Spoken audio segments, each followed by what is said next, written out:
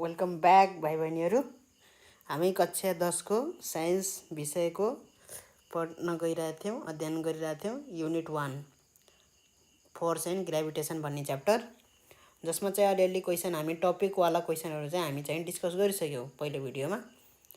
यहाँसम्म हामी क्वेसन 24 नम्बरसम्म हामीले डिस्कस गरेको थियौँ है, जसमा चाहिँ बुकमै भएका टपिक जे हुन्छ हेडलाइनहरू तिनैमा क्वेसनहरू सोधिन्छ है, तिनैमा क्वेसनहरू सोधिन्छ।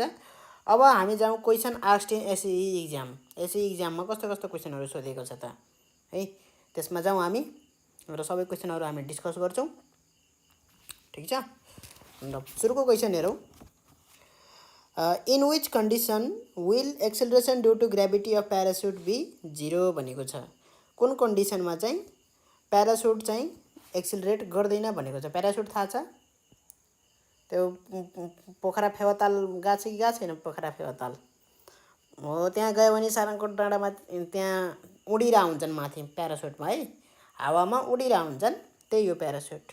ठिक छ, त के भनेछ भन्दाखेरि प्यारासुट तल किन खस्दैन भन्नाले, तल किन खस्दैन भनेर त भने छैन यहाँ है। क्वेसनले के सोधियो भन्दाखेरि प्यारासुट तल खसे पनि किन चाहिँ एक्सेलरेट गर्दैन भन्नुको मतलब त्यसको भेलोसिटी किन बढ्दै बढ्दै जाँदैन। कुनै पनि बडी तल खस्दाखेरि त्यसको भेलोसिटी बढ्दै बढ्दै जान्छ, त्यसको स्पिड बढ्दै बढ्दै जान्छ, तर प्यारासुटको किन हुँदैन त्यस्तो भनेर क्वेसन सोधेको छ है। र त्यसको एन्सर चाहिँ यहाँ मैले लेखिदिएको छु है, यसरी नै लेख्नुपर्छ र बल्ल अलिकति राम्रो नम्बर आउँछ। कुनै पनि बडीमा है, कुनै पनि बडीमा एक्सेलरेसन हुनको लागि त्यसमा फोर्स लागेको हुनुपर्छ है, फोर्स लागेको हुनुपर्छ। यदि एउटा बडीमा दुईभन्दा बढी फोर्स लागिरहेको छ भने हामीले त्यसबाट नेट फोर्स भन्छ, रिजल्टेन्ट फोर्स है। रिजल्टेन्ट फोर्स भनेको कस्तो हो भन्दाखेरि एउटा बडी छ यसरी, एकजनाले यताबाट धकलिरहेछ, एकजनाले यताबाट धकलिरहेछ। यताबाट जति फोर्सले धकलिरहेछ यताबाट पनि त्यति नै फोर्सले धकल्यो भने यो न यता जान्छ न यता जान्छ, बिचैमा रहिरहन्छ। भन्नुको मतलब उसलाई यस्तो हुन्छ कि मलाई कसैले पनि धकलिरहेको छैन, कतै पनि गएको छैन। भन्नुको मतलब के हो, मलाई कसैले पनि धकाले छैन हैन। यदि यसले जित्यो, यताको फोर्सले जित्यो है, यसले अलि बढी जोडले धकाले रहेछ भने, यसले हार्यो भने के हुन्छ त, यो यता गइदिन्छ। भन्नुको मतलब मलाई यताबाट धकलेको छ, यो बडीलाई कसैले यताबाट धकलेको छ, तब त यता गइरहेछ हैन, यतातिर एक्सेलरेट हुन्छ। तर जति बलले धकलेको थियो त्यति उस जोडले चाहिँ यो एक्सेलरेट हुँदैन यहाँ। किनभनेदेखि यताबाट त अपोज गरिरहेछ नि एउटा फोर्सले, एफले हैन, एउटा फोर्सले यतापट्टिको फोर्सले के गरिरहेछ त, अपोज गरिरहेछ। अपोज भनेको रुकावट गरिरहेछ के, उसले जति जोडले धकल्दा पनि अलिकति त्यसमा चाहिँ बाधा पुर्याइरहेछ यो फोर्सले है। त्यसको हामीले के निकाल्ने गर्छौँ त, रिजल्टेन्ट निकाल्ने गर्छौँ। रिजल्टेन्ट फोर्स भनेको जम्मा जम्मी गरेर कति फोर्स लाग्यो त, दुईटा फोर्स लागिरहेछ, अघि एफ र एफ फोर्स लाग्दाखेरि चाहिँ रिजल्टेन्ट फोर्स के भयो त, 0 भयो। यताबाट फोर्स एफ, यताबाट फोर्स एफ र यताबाट फोर्स एफ गर्दाखेरि के भयो त, रिजल्टेन्ट 0 भयो है। जम्मा जम्मी as a whole, as a result, result के भयो त, यसको रिजल्ट के भयो, परिणाम, परिमाण स्वरूप के भयो त, यसको 0 भयो, कुनै पनि फोर्स लागेको जस्तो भएन है। त्यस कारणले गर्दाखेरि फोर्सलाई भेक्टर क्वान्टिटी भनिएको पनि हो, किनभने डिरेक्सनमा भर पर्छ नि त हैन। कुनै एउटै बडीमा दुईटै फोर्स लागिरहेछ हैन, यो फोर्स पनि यही बडीमा लागिरहेछ, यो फोर्स पनि के गइरहेछ त, यही बडीमा हैन। एउटै बडी छ त्यहाँ, एउटै बडीमा दुईटा फोर्स लागिरहेछ, तर फरक फरक डिरेक्सनमा लागिरहेछ। डिरेक्सन के छ त, फरक फरक छ, अपोजिट छ है। त्यस कारणले गर्दाखेरि फोर्स एउटा के हो त, भेक्टर क्वान्टिटी हो। यसलाई जोड्न पर्यो भने टोटल फोर्स कति भयो भन्दाखेरि यहाँ जोड्दाखेरि नै यो के हुन्छ त, घट्छ के दुईटा भेक्टर क्वान्टिटीलाई जोड्दाखेरि पनि के भयो त यो रिजल्टेन्ट 0 घट्छ है घट्छ। त्यो भेक्टरको रुलले बताउँछ। कसरी बताउँछ भन्दाखेरि f प्लस f गरेर f1 र f2 लेखे है। f1 को म्याग्निट्युड f र f2 को म्याग्निट्युड पनि f नै हो तर माइनस f, किनभने f2 is equal to minus f1 है। f1 सित बराबर तर अपोजिट डिरेक्सनमा भएको कारणले गर्दाखेरि नेगेटिभ साइन राखिन्छ। f2 चाहिँ f1 सँग के भयो त म्याग्निट्युडमा बराबर तर डिरेक्सनमा अपोजिट भएको कारणले गर्दाखेरि नेगेटिभ साइन, f1 को नेगेटिभ है। त गर्दाखेरि यो र यो काटियो, f1 minus f minus f गरेर 0 भयो। ल यति कन्सेप्ट थाहा छ भने यो एन्सर राम्रोसित बुझ्छ। यति कन्सेप्ट थाहा छ भने है त मैले यहाँ के लेखेछु त, the acceleration of a body is 0 if the net resultant force acting on it is 0। कहिलेकाहीँ दुईटा फोर्स लाग्न सक्छ, तीनवटा फोर्स लाग्न सक्छ, कि त बडीमा कुनै पनि फोर्स लागेको छैन हैन, कि त दुईटा फोर्स लाग्दै पनि त्यो बडीमा रिजल्टेन्ट के छ त 0 छ भने त्यो बडी के गर्दैन त एक्सेलरेट गर्दैन है। र प्यारासुटमा पनि त्यही हुन्छ। प्यारासुटमा के हुन्छ त, प्यारासुटमा दुईवटा फोर्स एक्ट गरिरहेको हुन्छ। एउटा के हो त डाउनवर्ड फोर्स जुन चाहिँ वेट अफ द म्यान, त्यो मान्छेको भार हैन। यो मान्छे छ जो चाहिँ यसरी प्यारासुट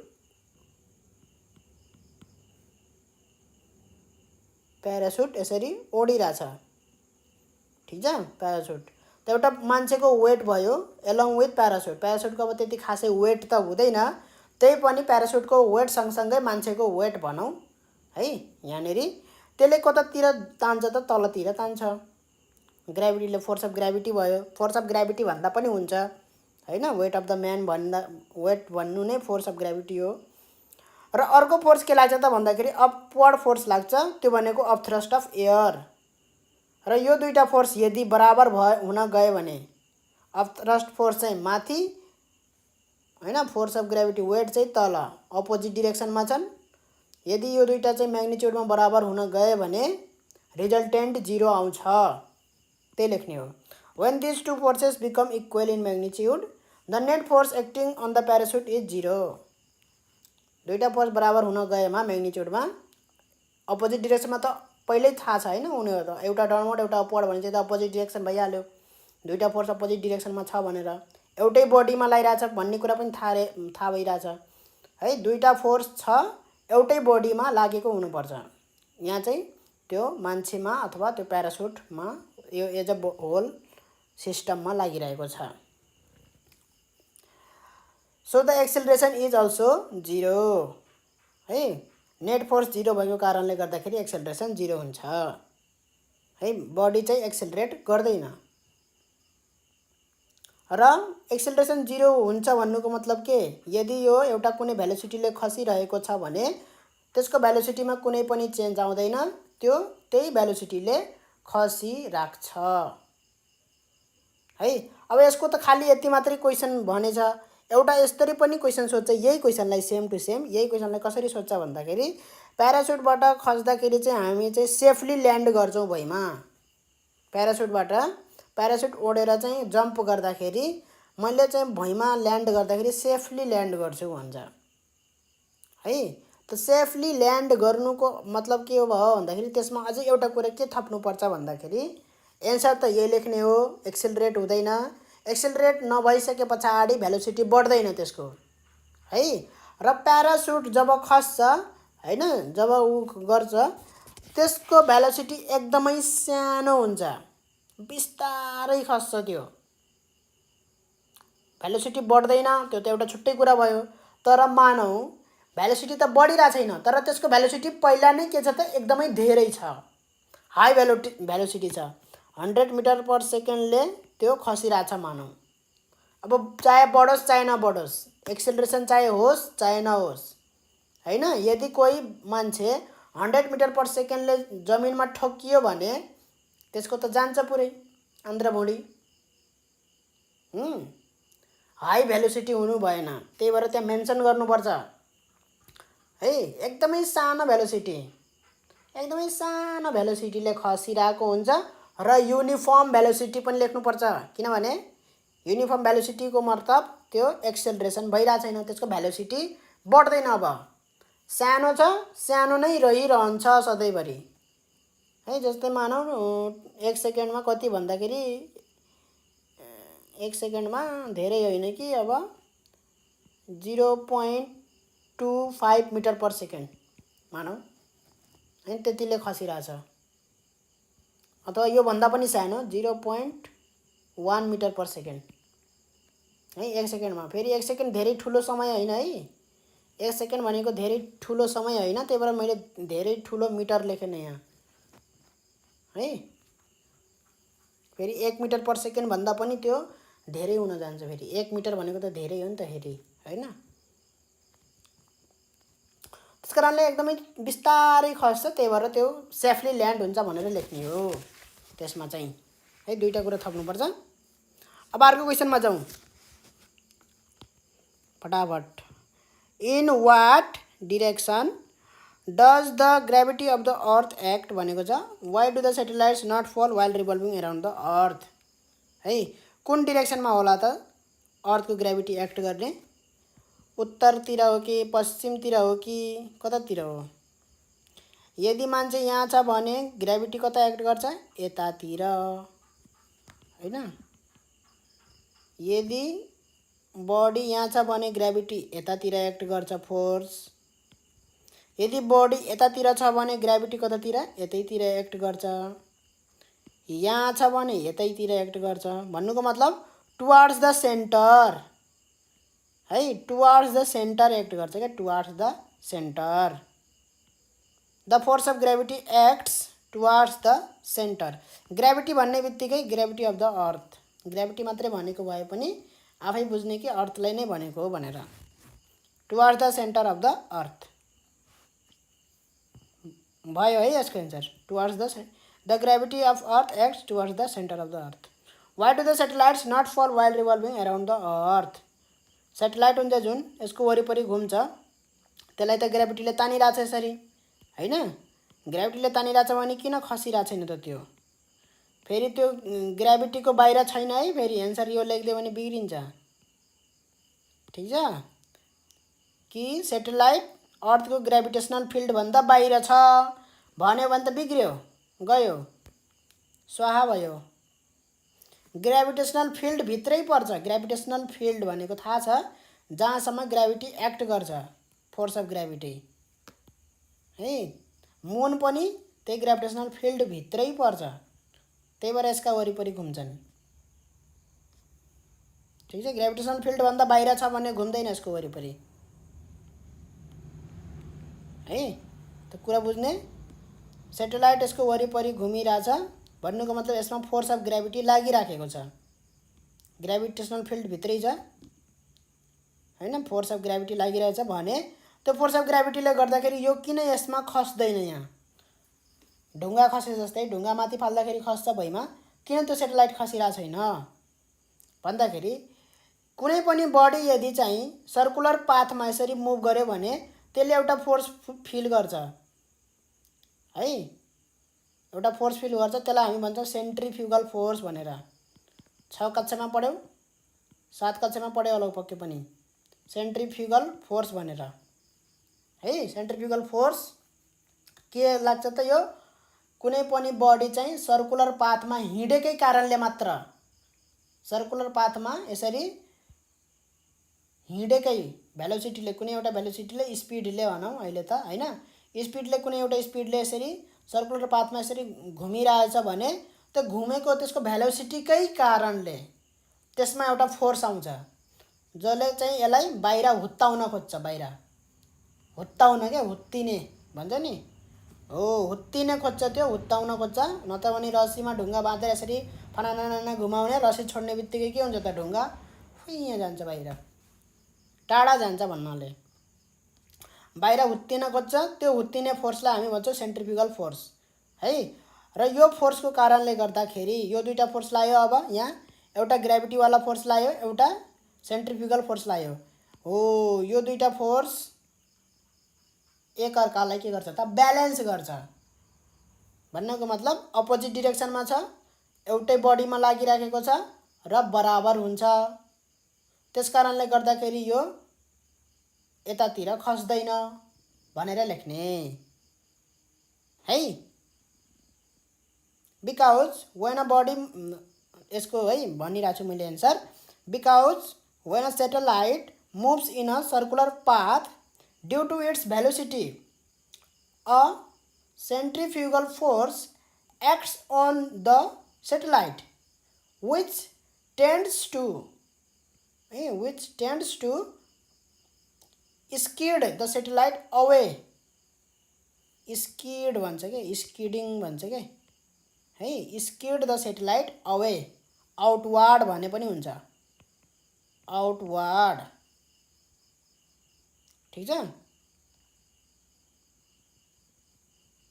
र सेन्ट्रिफ्युगल फोर्सलाई एफसी ले डिनोट गरेर, ग्रेभिटेसनल फोर्सलाई एफजी ले डिनोट गरेर दुईटा के गर्छ त बराबर छ म्याग्निट्युडमा हैन, एन्ड अपोजिट इन डिरेक्सन पनि भन्ने। The centrifugal force and the gravitational force are both acting on the satellite. They are opposite in direction and equal in magnitude. So the resultant force is 0 भनेर लेख्ने। के लेख्ने? Resultant force acting on the satellite is 0. So the satellite do not fall on the earth. बुझिन्छ? यति लेख्न सकिन्छ। यसलाई repeat गरेर गर्ने है। राइट डाउन एन इफेक्ट, र यो अलिकति देखाइदिने है। यो अलिकति चित्र बनाएर देखाउँदा पनि हुन्छ। 2 नम्बरवाला क्वेसनमा त्यति खासै चित्र बनाउन त पर्दैन है, तर चित्र बनाएर देखाइदिँदाखेरि केही नराम्रो चाहिँ हुँदैन है। टक्क एउटा यसरी गोलो लेखिदिने अर्थ भनेर, एउटा यस्तो बनाइदिने सेटेलाइट भनेर लेखिदिने, यसरी फोर्स देखाइदिने एफ सेन्ट्रिफ्युगल हैन, यसरी अर्को फोर्स देखाइदिने एफ ग्रेभिटी हैन। ठीक छ, यसरी देखाइदिने। त्यस पछाडि यो एउटा भेलोसिटीको यसरी देखाइदिने, एउटा भेलोसिटीलाई देखाइदिए पनि भयो, नदेखाए पनि भयो यसलाई। ठीक छ, यो दुईटा फोर्सले के गर्छ त यसलाई कतै पनि जान दिँदैन भनेर लेखिदिने। कुरा बुझिन्छ? अलिकति मिलाएर लेखिदिने। एफसी इक्वल टु एफजी देखाइदिने है। एफसी इक्वल टु एफजी म्याग्निट्युडमा है। यो यसरी भेक्टर लेखेर चाहिँ बराबर हुँदैन भेक्टर। ठीक छ, FC equal to minus FG लेखे पार यसरी भेक्टर लेख्न पाइन्छ। तर एफसी इक्वल टु एफजी सिधै लेख्न पाइन्छ, म्याग्निट्युड मात्रै हो। कुरा बुझिन्छ? स्केलर भेक्टर कक्षा कतिमा पढेको हुनुपर्छ? यो म्याथमा पढेको हुनुपर्छ, 9 कक्षामा। 9 कक्षामा म्याथमा पढेको हुनुपर्छ स्केलर भेक्टर। पढिसकेको कुराहरू हुन्। Write down an effect due to the gravitational force of the sun and the moon on ocean of the earth. के इफेक्ट हुन्छ त ग्रेभिटेसनल फोर्सको? सनको ग्रेभिटेसनल फोर्स, मुनको ग्रेभिटेसनल फोर्स ओसनमा है के हुन्छ त टाइड। त्यो इफेक्ट भनेको के हो? टाइड हो। टाइड आउँछ के। र यसको एन्सर त यही होला सायद। Tides are seen on the भने न यहाँ, tides are seen on the in the sea are form due to the gravitational force of attraction भन्यो नि। मुनको ग्रेभिटेसनल अथवा सनको ग्रेभिटेसनल केमा? Water surface in the sea है। यही भनेको छ। र अर्को यहाँ भनेको छ कि नै, ल छोडिदेऊ। अब जाउँ अर्को क्वेसन नम्बरमा। टाइड्स आर फर्मड भनेर भनिदिने है। Tides are formed on the sea भनेर भनिदिने। ल यहाँ अर्को क्वेसन आइसक्यो। Tides rise on the sea why. किन टाइड्सहरू आउँछ त हामीले हेरि नै सक्यौँ। यहाँ कहाँनिर गयो? टाइड्स आउनुको मुख्य कारण के हो? Due to the gravitational force of attraction हैन। Gravitational force of attraction which कसले भन्दाखेरि the sun and the moon exert on the water surface in the sea. कसले लगाएको हुन्छ त? सन अथवा मुन हैन, दुइटैले लगाउँछन्। सनले पनि लगाउँछ, मुनले पनि लगाउँछ है, अथवा भन्न पर्दैन त्यहाँ, दुइटैले लगाए पछाडि हैन केमा लगाउँछन् त? वाटर सर्फेसमा लगाउँछन् उसको। त्यही भएर चाहिँ टाइड्सहरू आउँछ भनेर भनिदिने। यसको एन्सर त त्यही हो है। दिमागले अब त्यस्तो नसोचे पनि यस्तो होला र भनेर सोच्छ कि कहिलेकाहीँ दिमागले। Acceleration due to gravity varies according to the places of the earth. Why? किन acceleration due to gravity vary गर्छ त? किनभने हाम्रो अर्थ त सिधै स्पेरिकल छैन क्या, यस्तो गोलो भन्छौँ नि हामी, छैन क्या त्यस्तो है, यस्तो हो के।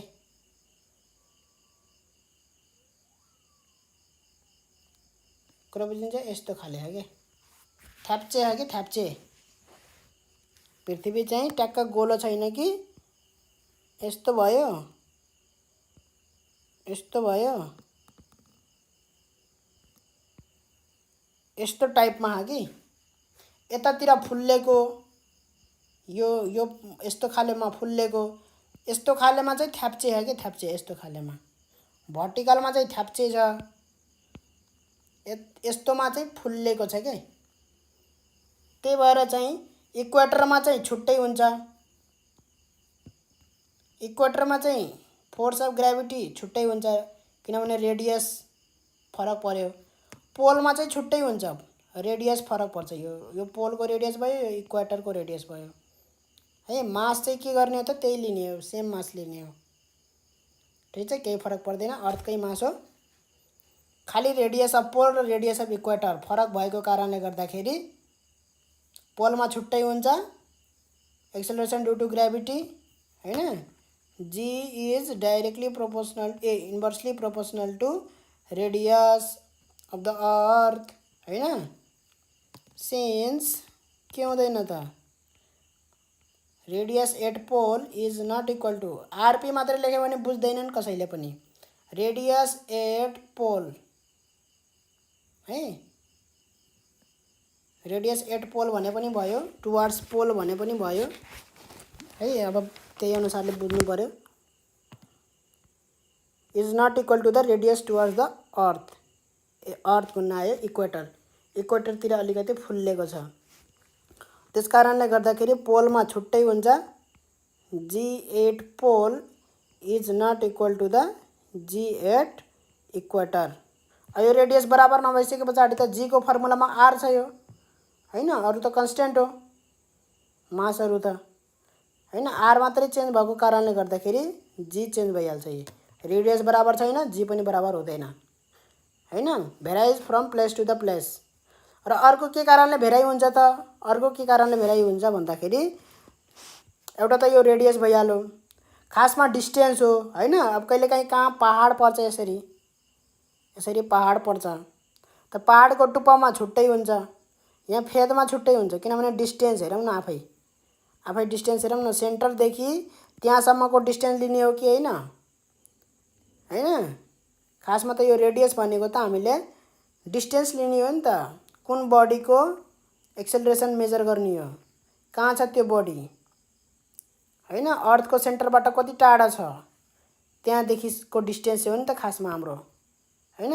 अब यो डिस्टेन्स थोरै भएको बेलामा पो हामीले नेग्लेक्ट गरिदिन्छौँ र रेडियस मात्रै लिन्छौँ। तर हैन एकदमै आर प्लस एच वाला त हामीले त्यो हेऱ्यौँ कसरी acceleration due to gravity vary गर्छ विथ हाइट। हाइटले गर्दाखेरि कसरी acceleration due to gravity vary गर्छ त्यो हामीले त पढिसकेछौँ पाठ हैन। यस्तो खाले आर प्लस एच को होल स्क्वायर यस्तो खाले फर्मुला आएको थियो हैन। त त्यो अनुसार चाहिँ एक्सेलरेसन ड्यू टु ग्रेभिटी के हुन्छ त? Varies from place to the place. Sea लेभलमा छुट्टै हुन्छ, टप अफ द माउन्टेन छुट्टै हुन्छ हैन, हाई हिल त्यसरी भन्ने। ठिक छ। र यसको एन्सर पनि सायद यही होला। ए आयो ए we know that g is equal to gm by r square inversely proportional to the square of the radius। यो पनि लेख्नुपर्छ हैन। Due to the elliptical oval shape of the earth is radius varying from place to the place हैन। पोलदेखि इक्वेटरसम्म यसरी move गर्दाखेरि change हुँदा हुँदै हुँदै हुँदै जाने हो। ठिक छ, मैले यो कुरा गरेन। यसरी पोलदेखि चाहिँ अलिकति यस्तै खाले गराइदिएँ। पोलदेखि चाहिँ यसरी यसरी यसरी जाँदाखेरि चेन्ज हुँदा हुँदै इन्क्रिज हुँदा हुँदै इक्वेटरमा सबभन्दा म्याक्सिमम हुन्छ कि हैन। तर यसमा एउटा मात्रै कुरा गर्छ, so the value of acceleration due to gravity varies according to the place different radii. त्यही कुरा गरेन। एउटा यो कुरा गरे, यसले अर्को कुरा के गरेन, अर्को कुरा के गरेन भन्दाखेरि it varies with height, it also varies with height भनेर लेख्ने। त्यस पछाडि for example acceleration due to gravity at the sea level is different from the acceleration due to gravity at the top of the mountain, माउन्टेनको top हैन। र C level भनेको समुद्रको सतह। त्यो भनेको कस्तो भन्दाखेरि यो पृथ्वी भयो। पृथ्वीमा कहीँ खाल्टो पनि हुन्छ, कहीँ यसरी गएर पहाड पनि हुन्छ हैन, पहाड पनि हुन्छ, खाल्टो पनि हुन्छ। त यस्तो किसिमले मैले के बनाएँ त, यस्तो खालको पृथ्वी बनाएँ हैन।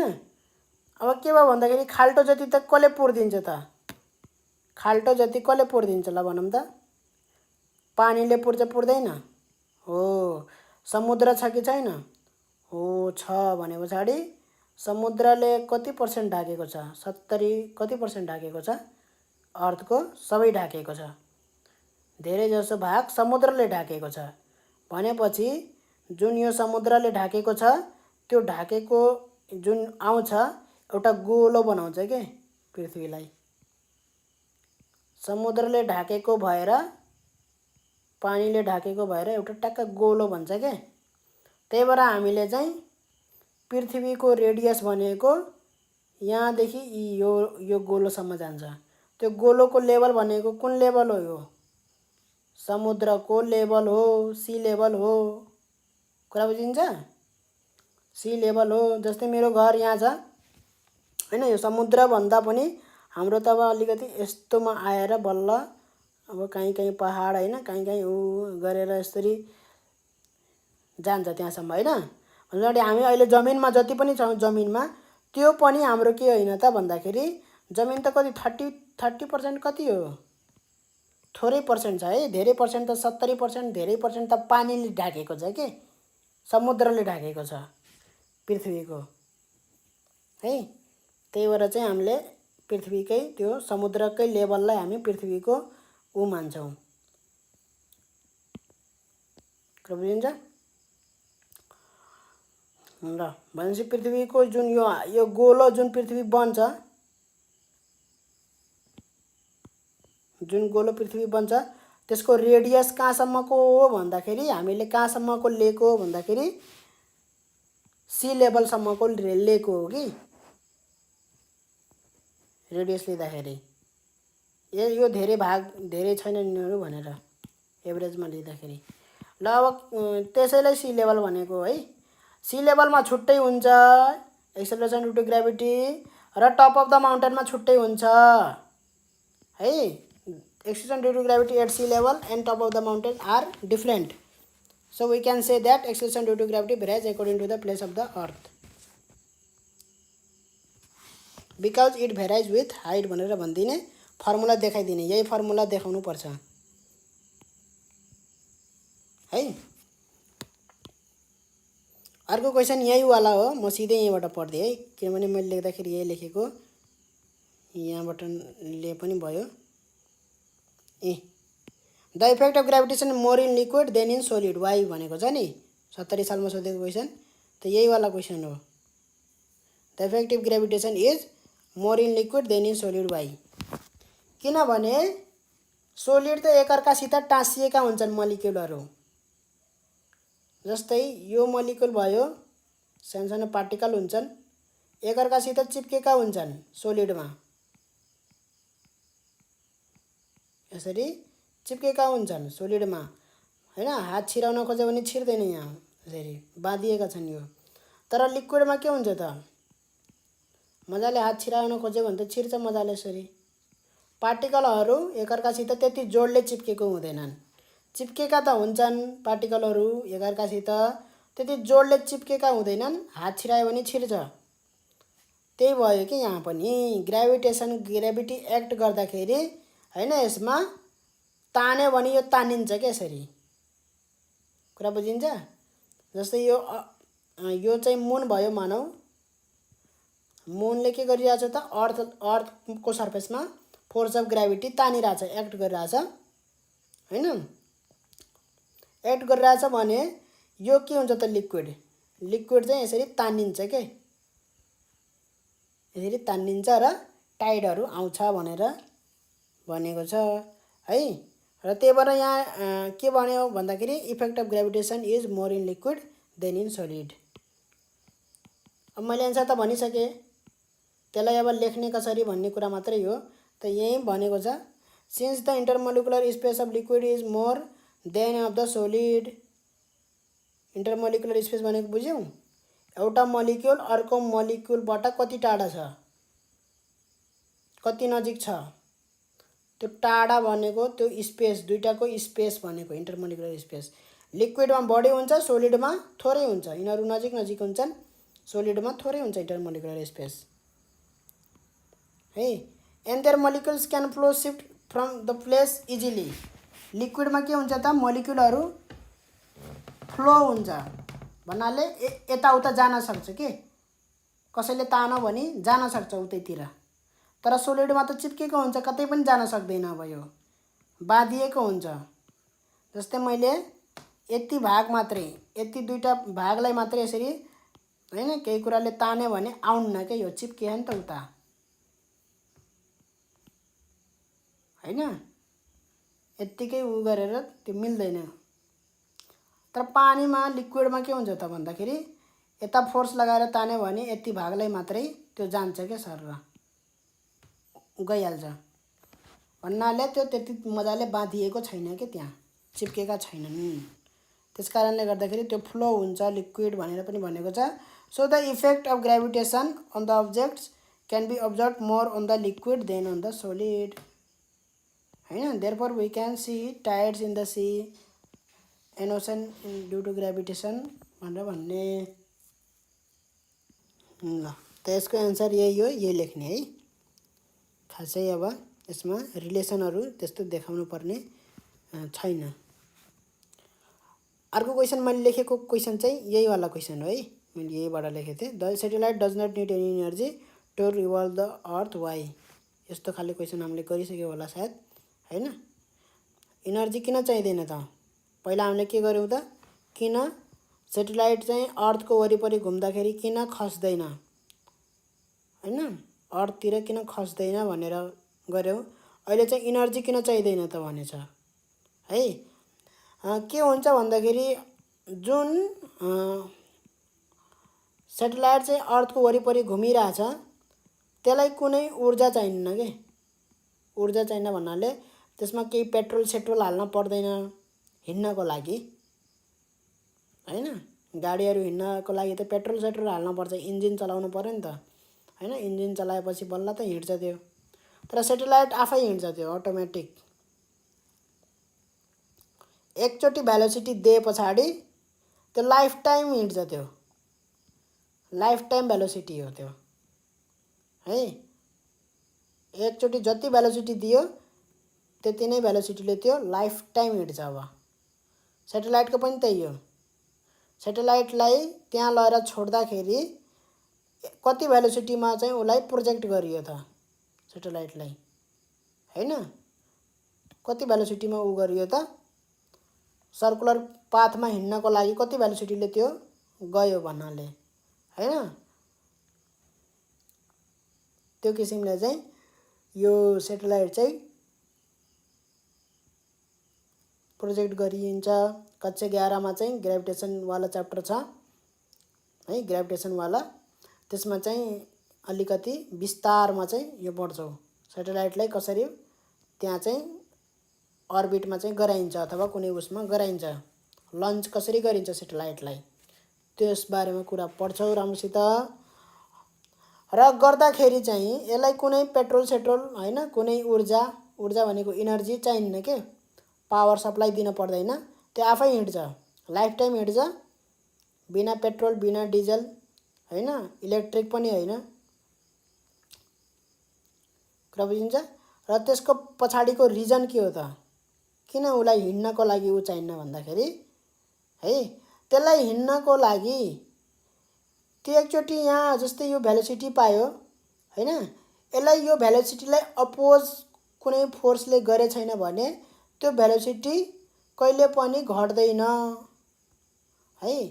यसलाई यताबाट भेलोसिटी फोर्स दियो भने यसको भेलोसिटी बढ्छ, ठीक छ। कुनै पनि बडीलाई यता हिँडिरहेछ भने यतैबाट फोर्स उतैतिर फोर्स दियो भने के हुन्छ त, त्यसको भेलोसिटी पहिलाको भन्दा बढ्छ, भन्नुको मतलब एक्सेलरेसन हुन्छ त्यसमा।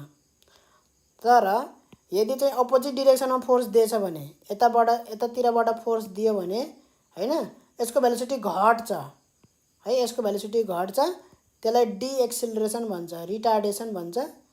यसको भेलोसिटी पहिलाको भन्दा घट्छ, रिटार्डेसन हुन्छ, माइनस हुन्छ एक्सेलरेसन है। अब यदि यसमा कुनै पनि फोर्स ला छैन भने यो भेलोसिटी केही पनि हुँदैन, लाइफ टाइम यो बडी यही भेलोसिटीले हिँड्छ, लाइफ टाइम भनेको त्यो इन्फिनिटी, कहिले पनि रोकिन्न। कुरा बुझिन्छ, कहिले पनि रोकिन्न है। त्यसकारणले गर्दाखेरि अब यहाँ हावा पनि छैन, एयर पनि छैन, त्यही भएर यहाँ रेसिस्टेन्स पनि आउन, रेसिस्टेन्स भनेको पढ्यौ, रेसिस्टेन्स भने पनि भयो, फ्रिक्सन भनेर पढ्यौ, फ्रिक्सन भनेको के हो, अपोजिङ फोर्स भन्छ है। जे पनि अपोजिङ फोर्स छ भने त्यसलाई फ्रिक्सन भन्छ। फ्रिक्सनले जहिलेसुकै मोसनलाई अपोज गर्छ। त्यसकारणले यहाँ भेलोसिटीमा भएको त्यो सेटेलाइट मोसनमा भएको, एयर नभएको कारणले गर्दाखेरि त्यहाँ फ्रिक्सनै छैन, अपोजिङ फोर्स छैन त्यहाँ कुनै पनि। अपोजिङ फोर्स नभइसके पछाडि त्यो भेलोसिटी एकचोटि जुन भेलोसिटीमा दिएको छ त्यो लाइफ टाइम त्यो भेलोसिटीमा हिँड्छ, त्यसलाई कुनै एडिसनल भेलोसिटीमा हिँडाल्नको लागि एडिसनल पावर सप्लाई फोर्स दिनु पर्दैन है, पावर सप्लाई दिनु पर्दैन, एडिसनल केही पनि गर्नु पर्दैन, त्यो हिँडेको हिँडै गर्छ। कुरा बुझिन्छ। र यसको वर्क डन पछि 11 कक्षामा चाहिँ वर्क इनर्जी एन्ड पावर भन्ने च्याप्टर छ, त्यो च्याप्टर पढ्यो भने चाहिँ त्यसमा छुट्टै तरिकाले यही क्वेसनको छुट्टै तरिकाले एन्सर हुन्छ है। अहिले त्यहाँ हामी यो त्यो तरिकाले नगरौँ है। इनर्जी कतिखेर चाहिन्छ त, काम गर्नको लागि चाहिन्छ कि वर्क के को अगाडि गरिन्छ त, फोर्सको एगेन्स्टमा गरिन्छ वर्क है। र यो बुझिसक्यो होला सायद, मैले एक्सप्लेन गरिसकेँ, बुझिसक्यो हैन। अब एन्सर चाहिँ कसरी लेख्ने भन्ने कुरा मात्रै हो हैन। एन्सर त यही जे कुरा बुझेको छ त्यही कुरा लेख्दै पनि हुन्छ, जे कुरा बुझेको छ त्यही कुरा लेख्दै पनि हुन्छ है। विस्तारमा ट्याक्कै सेन्टेन्स मिलाउनु पर्छ भन्ने छैन, 10 वटा सेन्टेन्स गराएर लेखे पनि हुन्छ, 2 वटा सेन्टेन्समा चटक्क त्यो इंग्लिश लिटरेचर लेखे जस्तो लेख्नु पर्दैन है। When a satellite is revolving around the earth, its centripetal force and centrifugal forces are equal or balanced so that it continues its circular motion, where the necessary centripetal force for the balance is provided by the gravity of the earth, so satellite does not need energy to revolve around the earth. यो answer भन्दा पनि मैले भनेको answer जुन मैले भने, जुन तरिकाले मैले एक्सप्लेन गरेँ त्यो एन्सर लेख्दाखेरि धेरै राम्रो हुन्छ है। के लेख्ने भन्दाखेरि कुनै पनि बडी है भेलोसिटीमा तबसम्म रहन्छ जबसम्म त्यसमा कुनै एक्सटर्नल फोर्स एक्ट गर्दैन, भेलोसिटीको एगेन्स्टमा। भेलोसिटीको एगेन्स्टमा यहाँ कुनै पनि फोर्स छैन, भेलोसिटीको एगेन्स्टमा कुनै पनि फोर्स छैन यहाँ, त्यही भएर यसलाई जब सेटेलाइटलाई जब लन्च गर्दाखेरि जसलाई जुन भेलोसिटीमा यसलाई प्रोजेक्ट गरियो यो लाइफ टाइम यही भेलोसिटीले हिँड्छ भनेर लेखिदिने। यसलाई कुनै इनर्जी दिनु पर्दैन त्यस पछाडि भेलोसिटी मेन्टेन गर्नको लागि। भेलोसिटी मेन्टेन गर्नको लागि कुनै पनि इनर्जी सप्लाई गर्नु पर्दैन, कुनै पनि केही पनि सप्लाई गर्नु पर्दैन, त्यो आफै हिँडिराख्छ। त्यो केही गर्नै पर्दैन, त्यो आफै हिँड्छ, केही नगरिकनै हिँडिरहेछ। सर्कुलर पाथको त्यो एउटा विशेषता हो। सर्कुलर मोसन जब कक्षा 11 मा पुग्छौँ सर्कुलर मोसन भनेर छुट्टै च्याप्टर छ, त्यहाँ एउटा च्याप्टरै पढ्नुपर्छ, त्यहाँ राम्रोसित पढ्छौँ सर्कुलर मोसनमा बारेमा। कुरा बुझिन्छ? अहिलेलाई यति मात्रै लेख्ने। के लेख्ने त? कुनै पनि बडी तबसम्म भेलोसिटीमा हुन्छ जबसम्म एगेन्स्ट त्यो भेलोसिटीको एगेन्स्टमा कुनै फोर्स आउँदैन, फ्रिक्सन जस्तो चिज आउँदैन, त्यहाँ हावा छैन, एयर छैन, त्यही भएर सेटेलाइटको एगेन्स्टमा अपोज गर्ने फोर्स कुनै पनि छैन। सर्कुलर पाथमा जुन हिँडिराखेको छ त्यसलाई अपोज गर्ने, त्यो भेलोसिटीलाई अपोज गर्ने कुनै पनि फोर्स छैन त्यहाँ। There is no force against the velocity of satellite opposing the force opposing the motion of satellite भने पनि भयो। Opposing the motion there is no force, no friction, no air भनिदिने त्यसरी नै है अलिकति। So no energy is necessary to give to the satellite to maintain its velocity. एकचोटि project गरिसके पछाडि once the satellite is launched with certain velocity, it is in the circular path, then it remains in the same with the same velocity for infinity time जे भने पनि भयो, for lifetime भन्दा पनि आफ्नो लाइफ अनुसार भने जस्तै हुन्छ है। फर एभर भन्दिने, फर एभर सधैँको लागि।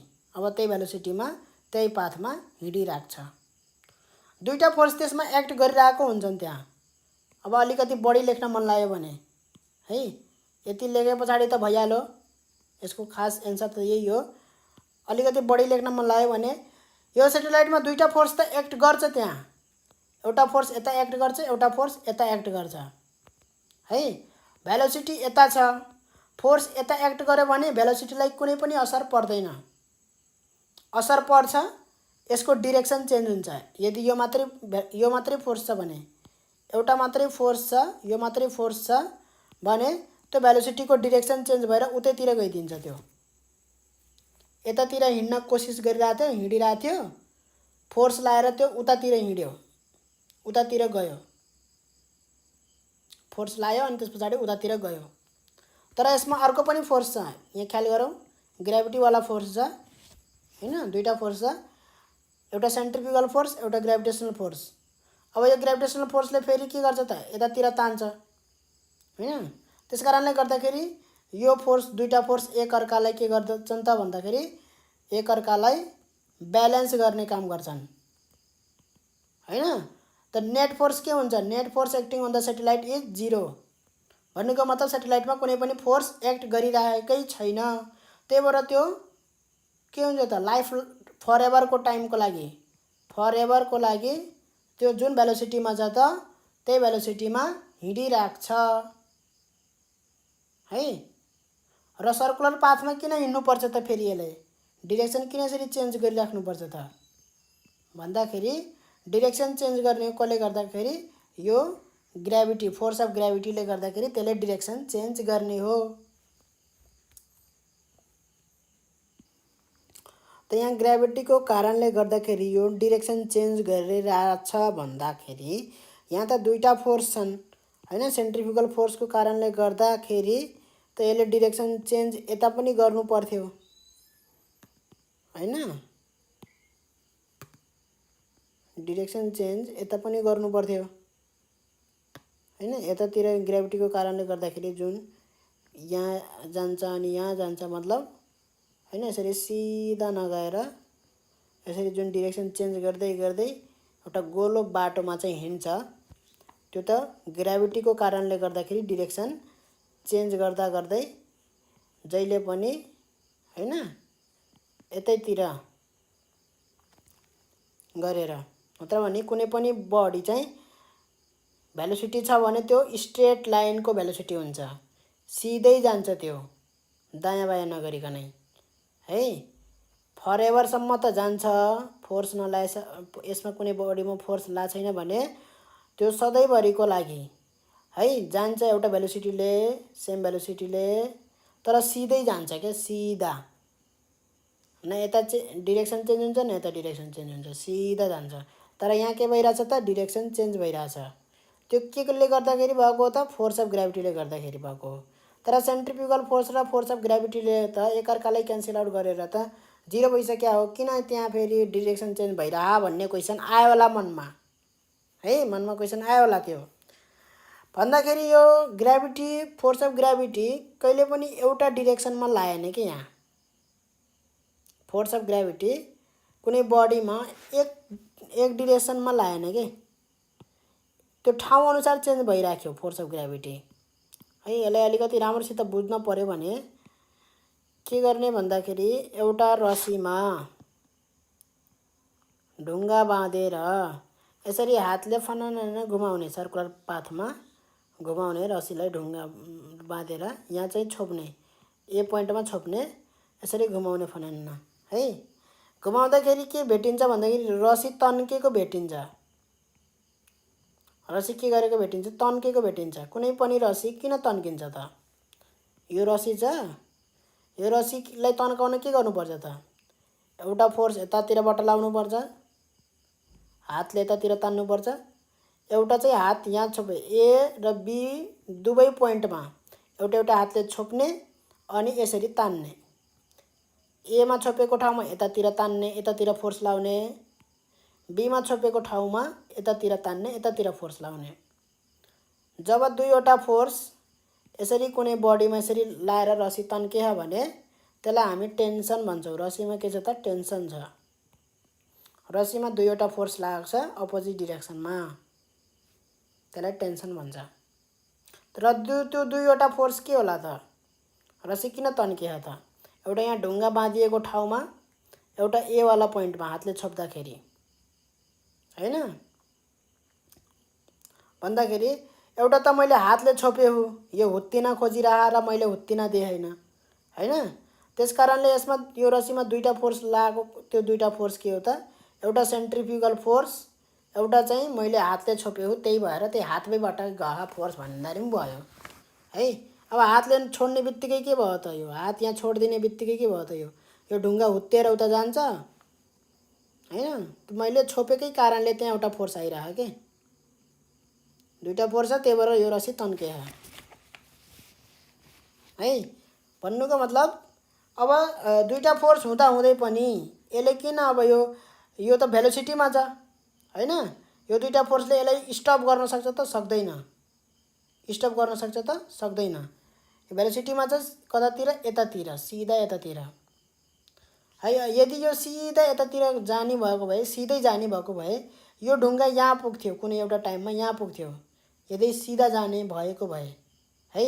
तर त्यति लामो रस्सी त छैन हाम्रो, रस्सी अझै तन्किनु पर्छ। त्यति लामो हुनको लागि रस्सी तन्किनु पर्छ, रस्सी तन्किन सक्दैन। अब जति तन्कियो त्यति तन्कियो है, त्यहाँभन्दा तन्किन सक्दैन भने पछाडि यो चाहिँ अब यहाँ हामीले हातले बाँध्यौँ, घुम्न त सक्छ नि यो रस्सी, घुम्न त सक्छ मजाले, तन्किन नसके पनि मजाले घुम्छ मात्रै। यो ढुङ्गा चाहिँ यसरी घुम्छ मात्रै है, फ्री टु रोटेट छ नि त। रस्सी यसरी बाँध्यो भने त्यो ढुङ्गा यसरी फ्री टु छ हैन, यसरी जानलाई फ्री छ। त्यस कारणले गर्दाखेरि यसमा सेन्ट्रिफ्युगल फोर्स कतिखेर आयो भन्दाखेरि है, पहिला सुरुमा आएको होइन सेन्ट्रिफ्युगल फोर्स कुनै, यो यसमा चाहिँ पहिला यो बडीमा फोर्स आएको होइन, पहिला भेलोसिटी आएको हो है। भेलोसिटीकै कारणले गर्दाखेरि त्यो फोर्स उत्पन्न भएको हो के। यदि पहिल्यै फोर्स भएको भए, कुनै एक्सटर्नल फोर्स मैले यहाँ दिएको भए है, कुनै एक्सटर्नल फोर्स दिएको भए त्यो एक्सटर्नल फोर्सले यसलाई उ गर्थ्यो है, भेलोसिटीलाई चेन्ज गर्थ्यो। भेलोसिटीकै कारणले गर्दाखेरि कुनै फोर्स उत्पन्न भइरह्यो भने त्यो फोर्सले फेरि त्यही कुरालाई चेन्ज गर्न अथवा उ गर्न गर्दैन के। अब जति बुझिन्छ त्यति बुझौँ हैन। अहिलेलाई यसको मेन त्यही हो, मेन कारण चाहिँ यो चाहिँ फ्री टु मुभ छ, मजाले यसरी मुभ हुन्छ हैन। अब यो ठाउँमा हुँदाखेरि सेन्ट्रिफ्युगल फोर्स यतातिर हुन्छ।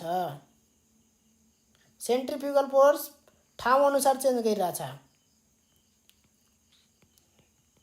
सेन्ट्रिफ्युगल फोर्स ठाउँ अनुसार चेन्ज गरिरहेछ डिरेक्सन आफ्नो है, जहिले पनि यतातिर छ भनेको मतलब त्यो चाहिँ त्यसलाई स्युडो फोर्स भन्छ के, रियल फोर्स हैन, त्यो देखिएको फोर्स हो। भेलोसिटीको कारणले गर्दाखेरि देखिएको हो, हुन चाहिँ त्यसलाई रियल फोर्समा गनिँदैन सेन्ट्रिफ्युगल फोर्सलाई है। यति लेख्ने है।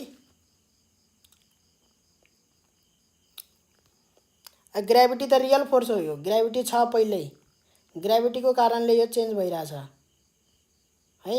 र किन हुत्तिन पाएको छैन मात्रै एउटा कुरा हो, त्यो ग्रेभिटीले हुत्तिन दिएको छैन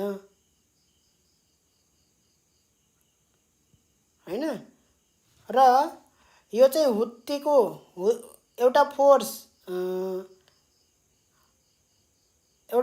चाहिँ जुन यो सेन्ट्रिफ्युगल फोर्स हामीले भन्यौँ त्यसलाई इनर्सियल फोर्स पनि भनिन्छ। इनर्सियल फोर्स भनेको के हो भन्दाखेरि कुनै एउटा मोमेन्ट अफ इनर्सिया भनेर पढेन कक्षा 11 मा, inertia of rest, inertia of motion पढ्यो है। धेरै त्यसमा चाहिँ क्वेसनहरू गर्यो होला। कुनै गाडीमा बसेछ, गाडीले झ्याप्प ब्रेक हान्दाखेरि यहाँको मान्छे सिधा यसरी अगाडि लिन हुन्छ भन्नुको मतलब यो मान्छेमा कुनै फोर्स बाहिरबाट लागेको होइन, त्यसलाई भेलोसिटीमा थियो, it tries to be in the velocity, त्यो भेलोसिटीमै हुन खोज्छ, कुनै फोर्सले गर्दाखेरि त्यो अगाडि गएको होइन के है। यो भेलोसिटीमा छ भने भेलोसिटीमै जान खोज्छ, ठिक छ। अहिले यहाँ के हो भन्दाखेरि इनर्सिया अफ डिरेक्सन हो। यहाँ कुनै एउटा बडी चाहिँ यसको भेलोसिटी यो पोइन्टमा यतातिर छ नि त हैन, त उतैतिर जान खोज्छ, त यहाँ डिरेक्सन चेन्ज भयो। इनर्सिया अफ डिरेक्सन चाहिँ यो चाहिँ सेन्ट्रिफ्युगल फोर्स जस्तो देखिएको हो। सेन्ट्रिफ्युगल फोर्स जुन भन्यौँ त्यो इनर्सिया अफ डिरेक्सन हो। इनर्सिया आफै एउटा फोर्स जस्तो बिहेभ गर्छ के, एउटा फोर्स जस्तो देखिन्छ के त्यो। जस्तै यो गाडीमा हैन, यो पेसेन्जर झ्याप्प ब्रेक हान्दाखेरि पेसेन्जर अगाडि हुत्त फालियो नि, त त्यसमा कुनै फोर्स लाएर फालिएको हो त त्यसलाई इनर्सिया अफ मोसन भन्छ के। त्यो मोसनमा थियो, त्यही भएर मोसनमै बस्न खोज्छ, त्यो झ्याप्प रेस्टमा आयो भने त्यो पेसेन्जर हुत्तिन्छ, इनर्सिया भन्छ के यसलाई। एक्सटर्नल फोर्स हैन के, एक्सटर्नल फोर्स हैन, इनर्सिया हो। ल यसलाई छोडौँ, अब जति बुझ्यौँ हैन। यसलाई एन्सर त्यहाँ उसमा लेख्न सकिन्छ भने, बुझेको कुरालाई बुझाइदिन सकिन्छ भने भइहाल्यो कि है। एन्सर लेख्दाखेरि आफूले बुझेको कुरा बुझाइदिन सक्यो भने भ्याइयो। धेरै राम्रो चिटिक्क ए टु जेड त्यस्तो हुनुपर्छ भन्ने छैन, कुरा बुझिन्छ। ल अर्को क्वेसनहरू।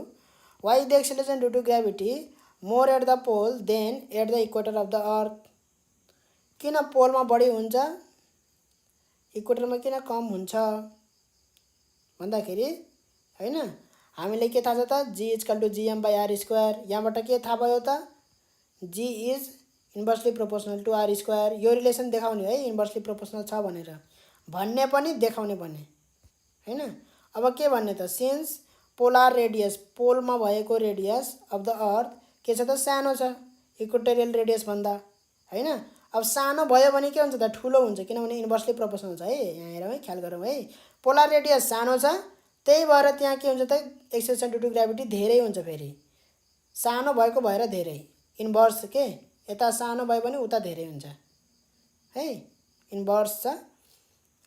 इक्वेटोरियल रेडियस भन्दा पोलार रेडियस सानो छ, त्यही भएर चाहिँ एक्सेलरेसन ड्यु टु ग्राभिटी पोल रिजनमा चाहिँ बढी हुन्छ, इक्वेटोरियल रिजनमा थोरै हुन्छ भनेर भन्ने। राम्रो एन्सर दिएको छ यहाँ, ट्याक्कै यति लेख्ने है। 2 नम्बर आउँछ ट्याक्कै 2 मार्क्समा सोध्छ है यस्तो खाले क्वेसन ल ठिक छ 1.5 मार्क्स 1 मार्क्समा सोध्ने गर्छ यस्तो खाले क्वेसन तर फुल नम्बर पाउनको लागि यस्तो मिठो मिठो एन्सर लेख्नुपर्छ राम्रो लेख्नुपर्छ स्पष्ट हुने गरी लेख्नुपर्छ र यस्तो रिलेसनहरू देखाउनुपर्छ कुन आधारमा भनेको हो के यहाँ हैन अब मैले सिधै एन्सर यहाँबाट लेखेको भए हैन यहाँबाट लेखेको भए सिन्स देखि लेखेको भए के हुन्छ भन्दाखेरि कुन आधारमा भनेको हो त्यो थाहा हुँदैन के यो आधार हो आधार त्यही भएर भने नि g को फर्मुलाबाट gm/r² हो हैन यो फर्मुलाबाट चाहिँ के थाहा हुन्छ भन्दाखेरि g is inversely proportional to r²। यो आधारमा मैले यो कुरा भनेको हो त एउटा आधार देखाउने काम हो के यो फर्मुला देखाउने भनेको आधार बेस भन्छ नि के आधारमा भनेको कुरा यो त भन्यौ तर के आधारमा भन्यौ त्यो आधारले गर्दाखेरि यसलाई प्रुभ गर्छ स्पष्ट गर्छ स्पष्टीकरण गर्छ त्यही भएर लेख्नुपर्छ यो राम्रो एन्सर यसरी हुन्छ कुरा बुझिन्छ ल अर्को क्वेसनमा जाऊ अब यहाँ लगभग सकियो क्या मैले ल यहाँ हेरौँ यी satellite do not take energy त्यही भ्याए है मैले भर्खरै it is difficult to lift a massive stone than why अब यो हेरौँ है म्यासिभ स्टोन किन डिफिकल्ट हुन्छ ल कान्देऊ ठुलो ढुङ्गा उठाउनलाई किन गाह्रो हुन्छ सानो ढुङ्गा भन्दा ल बनाउँदा ठुलो ढुङ्गा उठाउन किन गाह्रो हुन्छ हामीले उठाउने भनेको के हो त फोर्स लगाउने हो हैन कुनै ढुङ्गालाई उठाउनु भनेको के हो त फोर्स लगाउने हो कति बराबर फोर्स लगाउनु पर्छ त उसको वेट बराबर र वेट भनेको के हो त वेट भनेको फोर्स अफ ग्राभिटी हो gmm/r² यसलाई अर्को के नामले दिइयो त m * g वेट हो त्यो भनेको है र यो वेट भनेको के हो त फोर्स हो हामीले लगाउने फोर्स के छ त डाइरेक्टली प्रोपोर्सनल टु मास छ पुरै रिलेसन लेख्ने है पुरै रिलेसन f भनेको फोर्स हो w भनेको वेट हो कुरा बुझिन्छ है र यहाँबाट के थाहा भयो त force is directly proportional to mass m त्यही भएर ठुलो ढुङ्गा उठाउनलाई धेरै बल लगाउनु पर्छ फोर्स ठुलो हुनुपर्छ सानो ढुङ्गाको तुलनामा भनेर लेख्दिने है लेख्न सकिन्छ होला सायद सकिन्छ होला बिकज पहिला यो रिलेसन लेख्ने हैन we to lift any object कहाँबाट सुरु गर्ने यहाँबाट सुरु गर्ने टु लिफ्ट एनी अब्जेक्ट ल मैले भनिदिन्छु राम्रोसित सुन टु लिफ्ट एनी अब्जेक्ट कुनै पनि अब्जेक्टलाई लिफ्ट गर्नलाई हामी कति फोर्स लाउनुपर्छ त we apply an force to lift any object we apply an force equal to its weight the weight which is the gravity force of gravity ब्र्याकेटमा force of gravity भने पनि लेखेर हुन्छ है we apply a force equal to its weight ब्र्याकेटमा force of gravity र यो formula लेखिदिने यो रिलेसन लेखिदिने है यो रिलेसन टक्क यो रिलेसन लेखिदिने यहाँबाट के थाहा भयो त from this relation f is directly proportional to mass हैन अब जति ठुलो मास भयो त्यति बढी फोर्स लाग्छ फेरि फोर्स अफ ग्राभिटी त्यति बढी हुन्छ र लिफ्ट गर्नलाई त्यति बढी फोर्स लाग्छ जति धेरै फोर्स लगाउनु पर्यो त्यति गरुङको मतलब गाह्रो हुन्छ के बढी बल लगाउनु पर्यो भने गाह्रो हुँदैन गाह्रो भइहाल्छ नि त्यो गाह्रोको कुरा भनेको त्यो बढी फोर्स लाग्छ भनेर त्यो स्पष्ट गर्नु पर्दैन है फेरि बढी फोर्स लाग्छ त्यही भएर गाह्रो हुन्छ भन्न पर्दैन त्यो सबैलाई थाहा छ कि बढी फोर्स लाग्नु पर्छ बढी फोर्स लगायो भने चाहिँ गाह्रो हुन्छ भनेर सबैलाई थाहा छ त्यो है बढी फोर्स त्यो भन्न पर्दैन भन्ने कुरा चाहिँ यो बढी फोर्स लाग्छ त्यति मात्रै भन्ने हो है ठुलो ढुङ्गा उठाउनलाई बढी फोर्स लाग्छ सानो ढुङ्गाको तुलनामा यति लेख्ने भइयो therefore it is difficult to lift लास्टमा त्यो लेख्दै पनि भइहाल्यो अ प्यारासुटिस्ट प्यारासुट उडाउने प्यारासुटिस्ट प्याराटुपर हैन, त्यो एउटै कुरा हो। प्यारासुट इज प्याराट्रुपर, त्यो प्यारासुटका कुराहरू गरेको हो। Land safely when jump from the big height on the earth, why? उनीहरू त पहाडबाट कुद्छ नि त हैन, ठुलो पहाडबाट उनीहरू त हाम फाल्छ नि त प्यारासुट उडाउने हैन। अब उडायो, लास्टमा त्यो झर्ने बेलामा चाहिँ मजाले सेफली ल्यान्ड गर्छ। अब नेपालमा त त्यो सिस्टम छ हैन। बाहिर बाहिर विदेशतिर चाहिँ उनीहरू त एरोप्लेनबाट कुद्छ नि त, फेरि एरोप्लेनबाट जम्प हान्छ उनीहरू त। अनि हावामै भएको बेलामा कुनै ठाउँमा चाहिँ प्यारासुट खोल्छ, यसरी ब्लुक्क निस्किन्छ प्यारासुट है। उनीहरूको प्यारासुट फेरि ब्यागमा हुन्छ, ब्यागको एउटा बटन हुन्छ, त्यो च्याप्यो भने चाहिँ त्यहाँबाट निस्किन्छ, फुटुक्क निस्किन्छ अनि फुल्लिन्छ प्यारासुट। अब हाम्रो नेपालमा फेरि त्यो पहिल्यै यसरी लिएरै उड्नुपर्छ, प्यारासुट लिएरै यसरी हैन, त्यस्तो सिस्टम छैन। त झर्दा झर्दै यसको हामीले एन्सर लेखिसकेका छौँ है हामी। त्यही एन्सर लेख्ने हो पहिलाकै, यो 1 नम्बरकै एन्सर लेख्ने हो। दुईवटा कुरा मात्रै थप्ने हो। Very small velocity, it falls with very small velocity, very small velocity and the velocity does not accelerate, and it does not accelerate.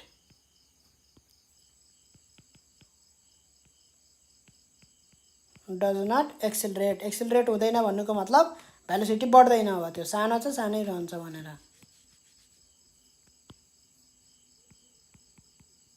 है। बुझ्न पनि बुझ्यौँ हामीले, लेख्न पनि जान्यौँ। अर्को क्वेसन हेरौँ फटाफट। The probability of getting hurt is more when a person jumps from sufficient height, why? जति माथिबाट कुद्यो हैन, यहाँबाट कुद्यो, यहाँबाट र यहाँबाट कुद्यो एउटा है। एउटा मान्छे यहाँबाट कुद्यो, कुद्दाखेरि के हुन्छ त, यसको भेलोसिटी बढ्दै बढ्दै जान्छ हैन, भेलोसिटी बढ्दै बढ्दै जान्छ हैन। अब यहीँ ठोकिहाल्यो है। अब यदि अझै माथिबाट कुदेको भए के हुन्थ्यो त, भेलोसिटी बढ्दै बढ्दै त जान्थ्यो। ल हेरौँ, यहाँसम्म पुग्दा त ऊ एकदमै भेलोसिटीमा पुगिसकेछ, एकदमै अझै बढिरहेछ भेलोसिटी। भन्नुको मतलब भुइँमा पुग्दासम्म भेलोसिटी बढेर एकदमै धेरै भइसकेको हुन्छ। जति माथिबाट कुद्यो हैन, जति माथिबाट कुद्यो त्यति नै धेरै के भयो त, भेलोसिटी बढ्दै बढ्दै बढ्दै बढ्दै बढ्दै बढ्दै भुइँसम्म पुग्दाखेरि भेलोसिटी एकदमै धेरै भइसक्यो। जति धेरै भेलोसिटीले अब यहाँ स्ट्राइक गर्छ त्यति नै त्यो दुख्ने भयो हैन। जति जोडले हान्यो त्यति जोडले दुख्छ। ग्राउन्डमा जति जोडले बडाममा भयो त्यति जोडले दुख्छ। भन्नाले हाई भेलोसिटीले खस्दाखेरि दुख्छ, हाई भेलोसिटीले। थोरै भेलोसिटीले खस्यो भने चाहिँ दुख्दैन हैन, भेलोसिटी थोरै थियो। तर नजिकबाट कुद्यो भने के हुन्छ त, भेलोसिटी त बढ्दै बढ्दै जान्छ तर त्यति धेरै बढ्न पाएको हुँदैन। त्यति धेरै बढ्न नपाउँदै त्यो ग्राउन्डमा पुगिसक्यो। यहाँ धेरै टाइमसम्म छ नि त ग्राउन्डमा है। र यसको एन्सर यहाँनिर छ।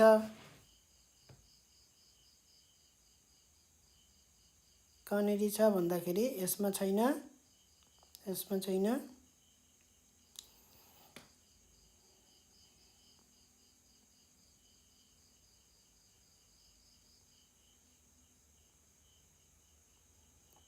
यहाँनिर छ।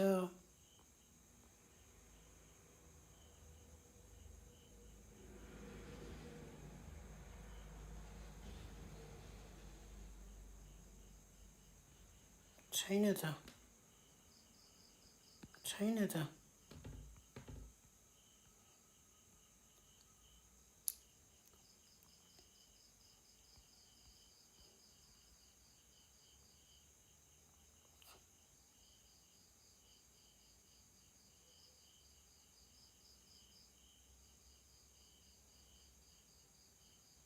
ल छोडौँ हैन, म यहाँ लेखिदिन्छु। यसको एन्सर म लेखिदिन्छु यहाँ। The probability of getting hurt is more when a person jumps from sufficient height, why? त्यसलाई यसरी लेख्नुपर्छ। क्लास 9 मा यो रिलेसनहरू सबै पढेको हुनुपर्छ। इक्वेसन अफ मोसन भनेर पढेको छौँ हामीले क्लास 9 मा है। त्यो हामीले पढेको छौँ S equal to UT plus 1/2 eighty square, यो रिलेसन पढेको हो, प्रुफ पनि गरेको हो कक्षा 9 मा हैन। B square equal to u square plus 2as है। अर्को b equal to u plus a t है। यो रिलेसनहरू भए। अब यहाँबाट हेरौँ, यो यस भनेको के भयो त, यहाँ डिस्प्लेसमेन्ट हैन, डिस्टेन्स भन्दा नि डिस्प्लेसमेन्ट भन्छौँ। कहाँदेखि बडी कहाँ पुग्यो, कहाँ थियो कहाँ पुग्यो हैन। त्यो बडी यहाँबाट कुद्न सुरु भयो, ग्राउन्डमा पुग्यो, त यो डिस्प्लेसमेन्ट भयो। यहाँदेखि एदेखि बीसम्म गयो, त्यो डिस्प्लेसमेन्ट भयो।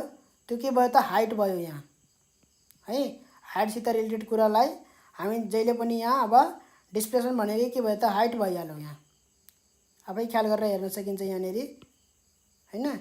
ए वाला पोइन्टदेखि यहाँ ग्राउन्ड बी वाला पोइन्टमा पुग्यो कि पुगेन, बडी खसेर त्यहाँदेखि भनेपछि डिस्प्लेसमेन्ट के भयो त, एदेखि बीसम्म डिस्प्लेसमेन्ट भयो।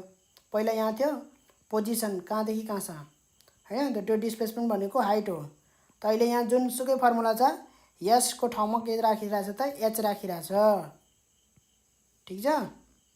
र एक्सेलरेसन कुन एक्सेलरेसन हो, यो एक्सेलरेसन बराबर जी हो, एक्सेलरेसन ड्यू टु ग्रेभिटी, ग्रेभिटीको कारणले एक्सेलरेट भइरहेछ, त्यही भएर जी बराबर छ जी इक्वल टु 9.8 हैन। त्यो एक्सेलरेसनले भइरहेछ एक्सेलरेसन, ठिक छ। त्यही भएर एक्सेलरेसनको ठाउँमा जी लेख्ने गरिन्छ। यहाँ फर्मुला यो किसिमले यो भइहाल्यो, ठिक छ। यति भइहाल्यो फर्मुला। यही फर्मुलाले काम बनाउने हो। यो फर्मुला पनि काम लाग्छ यहाँ 10 कक्षामा, 9 कक्षामा पढे 10 कक्षामा काम लाग्दैन भन्ने होइन, काम लाग्छ यो है। अब हेरौँ, जति माथिबाट कुद्यो त्यति फाइनल भेलोसिटी। यो भी भनेको के हो त, फाइनल भेलोसिटी हो।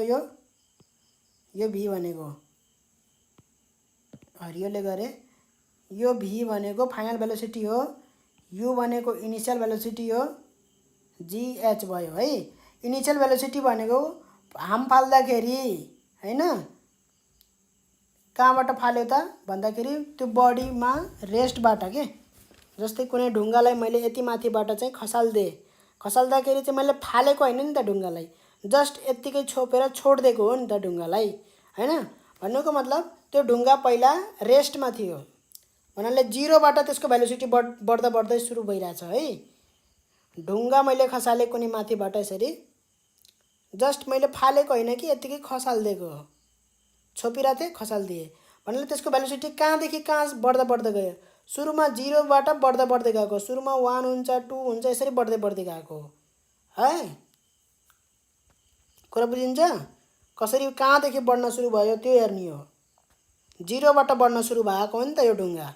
त्यस्तै मान्छे पनि हाम फाल्दाखेरि त्यस्तै यसरी फालेको होइन कि जस्ट यसरी उभियो अनि त्यस पछाडि गयो सर। भनेपछि जिरोबाट त्यसको भेलोसिटी पनि जिरोबाट बढ्न सुरु भयो, कहाँदेखि कहाँसम्म बढेर अब कहाँ पुग्यो, फाइनल भेलोसिटी भी पुग्यो। कहाँदेखि सुरु भएको थियो, जिरोबाट सुरु भएको थियो बढ्नलाई, त्यो एकदमै ख्याल गर्ने। र यसको एन्सर अब हामी लेख्छौँ, यो रिलेसनबाट लेख्छौँ है, ठिक छ। जिरोबाट सुरु भएको भएर कारणले V square equal to 0 square plus 2gh भनेपछि भी स्क्वायर इक्वल टु 2gh भयो, भी इक्वल टु √2gh। यहाँबाट के थाहा भयो त, जी पनि कन्स्ट्यान्ट हो, 2 पनि कन्स्ट्यान्ट हो। भी केसित रिलेसनमा छ, भी त √h सित रिलेटेड छ, डाइरेक्टली प्रोपोर्सनल भन्छ यसलाई। इक्वल टु, अब यहाँ एच मात्र लेख्ने भने डाइरेक्टली प्रोपोर्सनल, इक्वल टु लेख्न पाइन्न, नत्र भने 2 र जी थप्नुपर्छ यहाँ।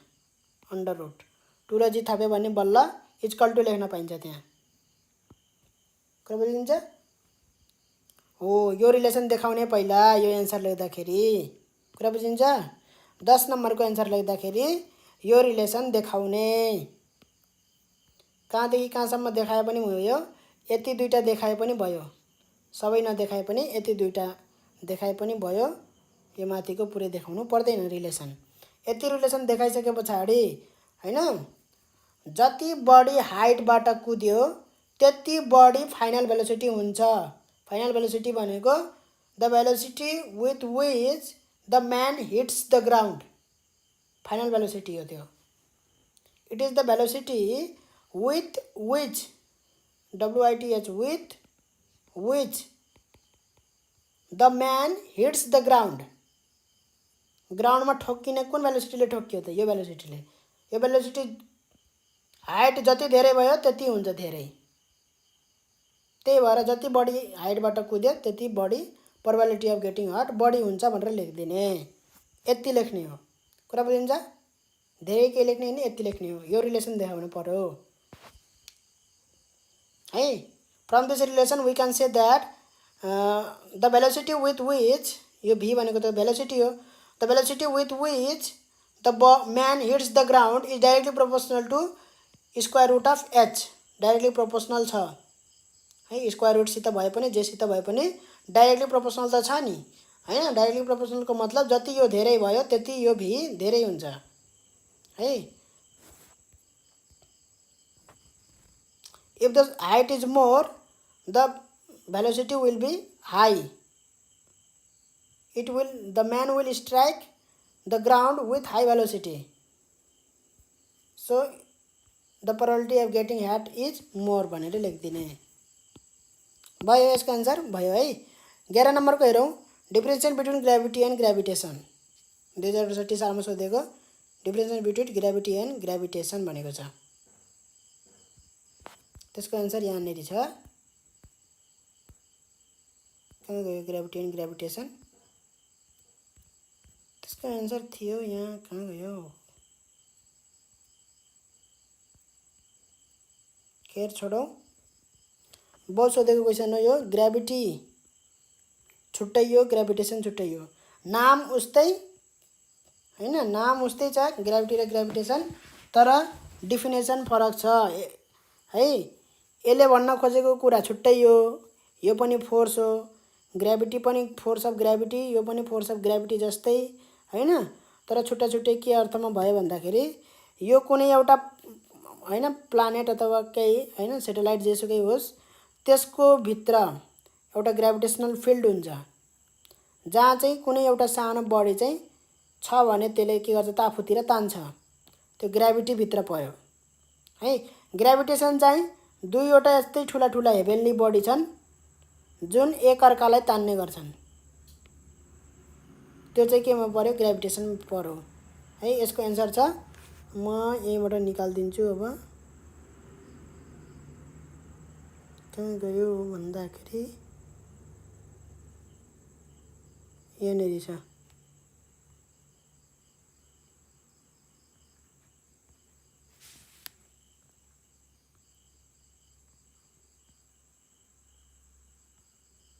ल यसलाई राम्रोसित हेरौँ, यसको एन्सर यहाँनिर छ।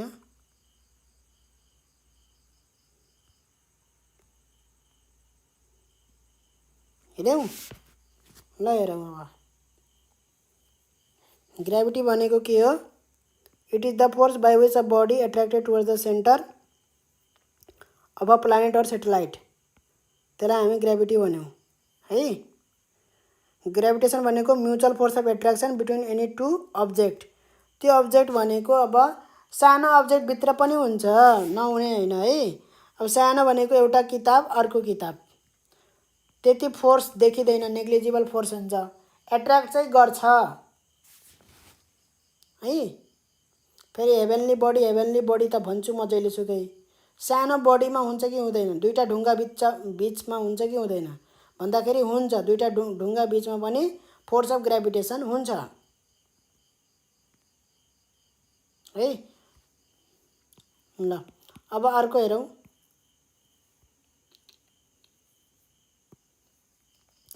It depends on mass and radius of the planet or satellite हैन, केमा डिपेन्ड गर्छ त? Mass and radius of the planet र सेटेलाइटमा डिपेन्ड गर्छ है ग्राभिटी। It depends on the mass of two objects and their distance, दुईवटा अब्जेक्टको मास र डिस्टेन्समा डिपेन्ड गर्छ है। र यसमा चाहिँ किन ग्रेभिटी चाहिँ किन त्यो मास अफ द फलिङ अब्जेक्टमा चाहिँ डिपेन्ड गरेन अथवा केमा डिपेन्ड गरेन भनेर भने त्यसमा त्यो भन्न खोजेको चाहिँ होइन हैन। त्यो सानो बडीको मासमा पनि डिपेन्ड गर्छ है। फेरि त्यो अर्थ नलगाउने। तर यो पोइन्ट नलेख्दा पनि हुन्थ्यो, त्यति इफेक्टिभ लागेन कि यो डिफरेन्स। कुनै पनि डिफरेन्स छैन यसमा है।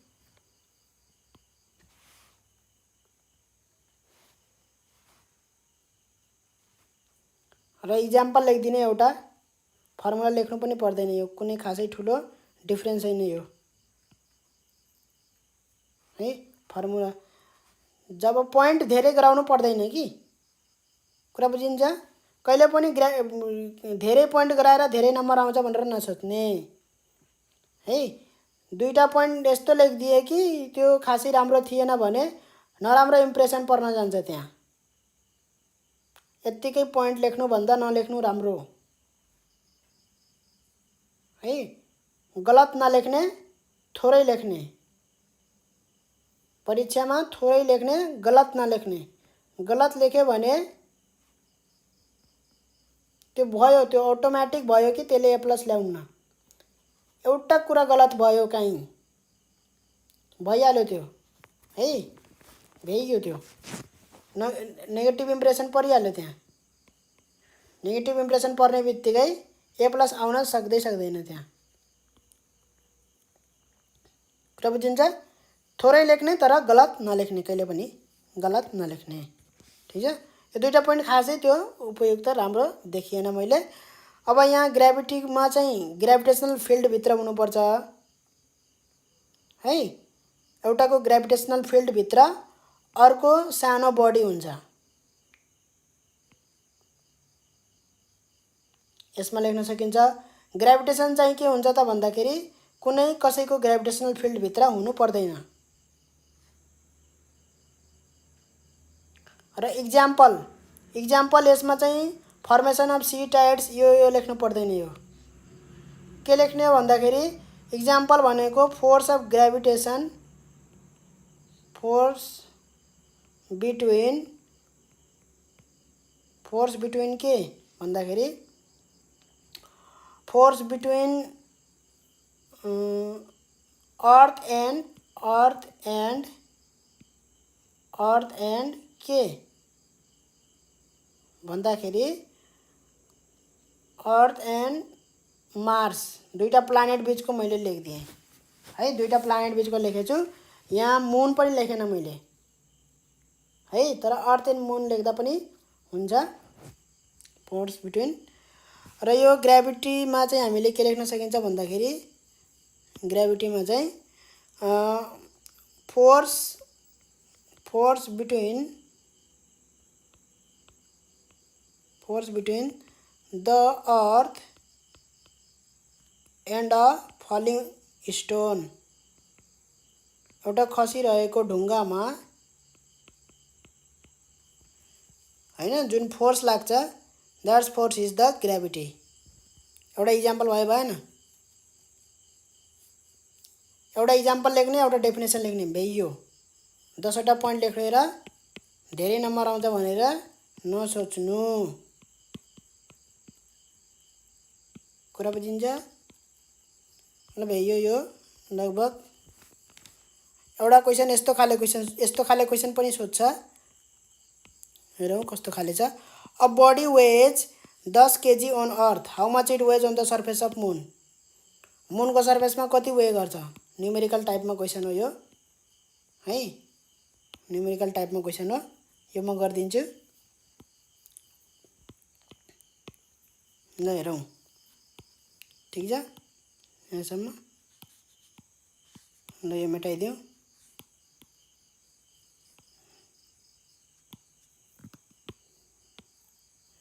ल मुनको सर्फेसमा कति वे गर्छ त भन्दाखेरि मुनको सर्फेसमा वे भनेको वेट भनेको फोर्स अफ ग्रेभिटी भनेको mass into acceleration due to gravity.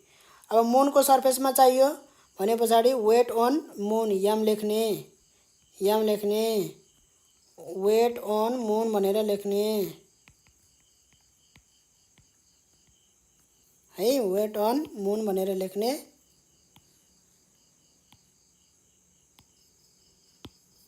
Weight on मुन भनेर लेख्ने, WM ले रिप्रेजेन्ट गर्ने, equal to FM equal to MG moon, MON moon लेख्दा पनि हुन्छ, M मात्रै लेखे पनि हुन्छ, ठिक छ है। र weight on earth, weight on earth WE ले रिप्रेजेन्ट गरिरहेको छु, त्यो भनेको फोर्स अफ ग्राभिटी, FE ले mass into acceleration due to gravity in earth. Mass त त्यही हो, मास केही पनि चेन्ज हुँदैन हैन। यति भइहाल्यो।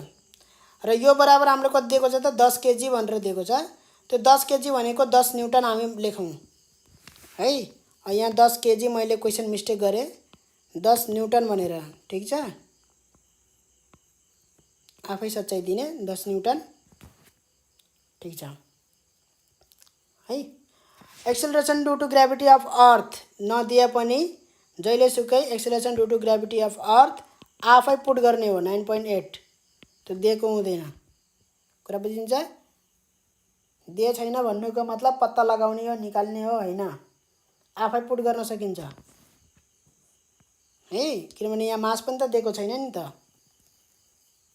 त्यही भएर यहाँ त acceleration due to gravity of earth दिएको छैन, निकाल्ने हो कि भनेर त्यो सोच्नु पर्दैन, किनभने मास पनि त थाहा छैन नि त हैन। अब मास थाहा छैन, मास निक्लिन्छ बल्ल।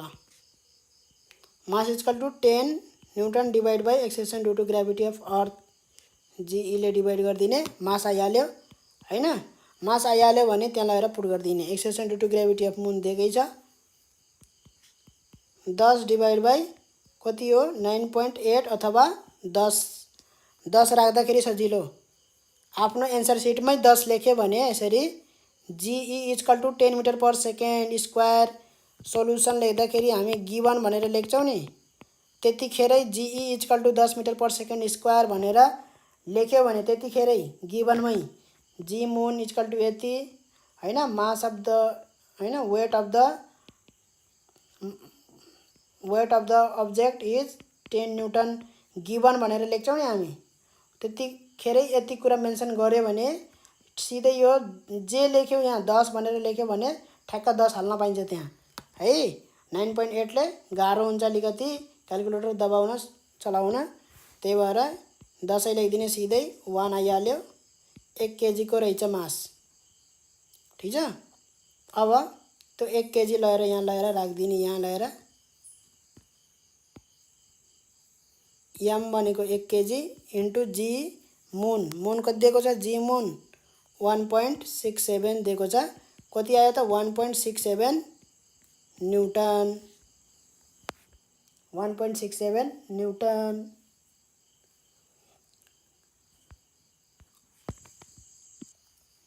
अब अरू पछि गरौँ होला है, यति त गऱ्यौँ हामीले। तर यहाँबाट के कुरा थाहा भयो भन्दाखेरि एन्सर चाहिँ अलिकति यो तरिकाले लेख्यो भन्ने कुरा थाहा भयो एउटा चाहिँ हैन। बाँकी लगभग यस्तै खाले क्वेसन चाहिँ अर्कै तरिकाले सोध्न सक्छ, तर यही कुराको नलेज भयो भने त्यो कुराको एन्सर दिन सकिन्छ फेरि है। जस्तै ठ्याक्क यही क्वेसन नसोधे पनि हैन, यस्तै खाले सोध्छ कि खाले, जसको आइडिया हामीलाई भइसकेको छ हैन, धेरै कुराको आइडिया हामीलाई भएको छ, एन्सर ठ्याक्क घोकेर जाने हैन। आइडिया भयो भने हैन, कुनै पनि क्वेसनको एन्सर दिँदाखेरि रटन्ते पारामा घोकन्ते पारामा लगेर चाहिँ जस्तो एन्सर किताबमा थियो त्यस्तै एन्सर चिप्काइदियो भने धेरै नम्बर आउँदैन, याद राख्ने है, धेरै नम्बर आउँदैन। स्कुलमा आइरहेको थियो, एसईमा आउँदैन, कुरा बुझिन्छ, दिमागमा राख्ने त्यो धेरैको हुन्छ त्यो।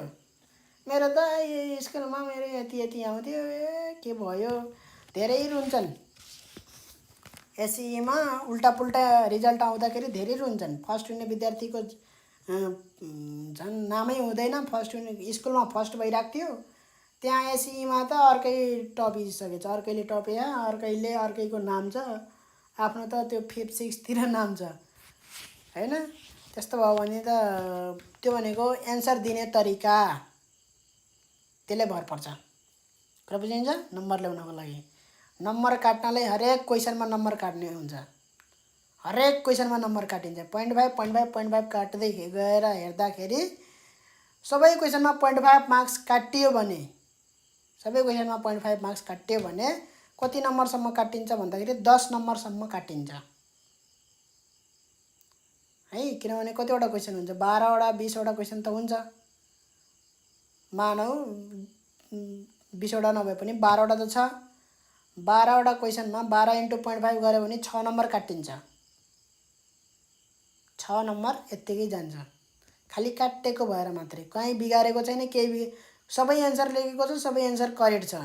6 नम्बर कहाँ हरायो भन्दाखेरि 0.5 0.5 0.5 0.5 काटेर हराएको हो है। 6 नम्बर कसरी हरायो?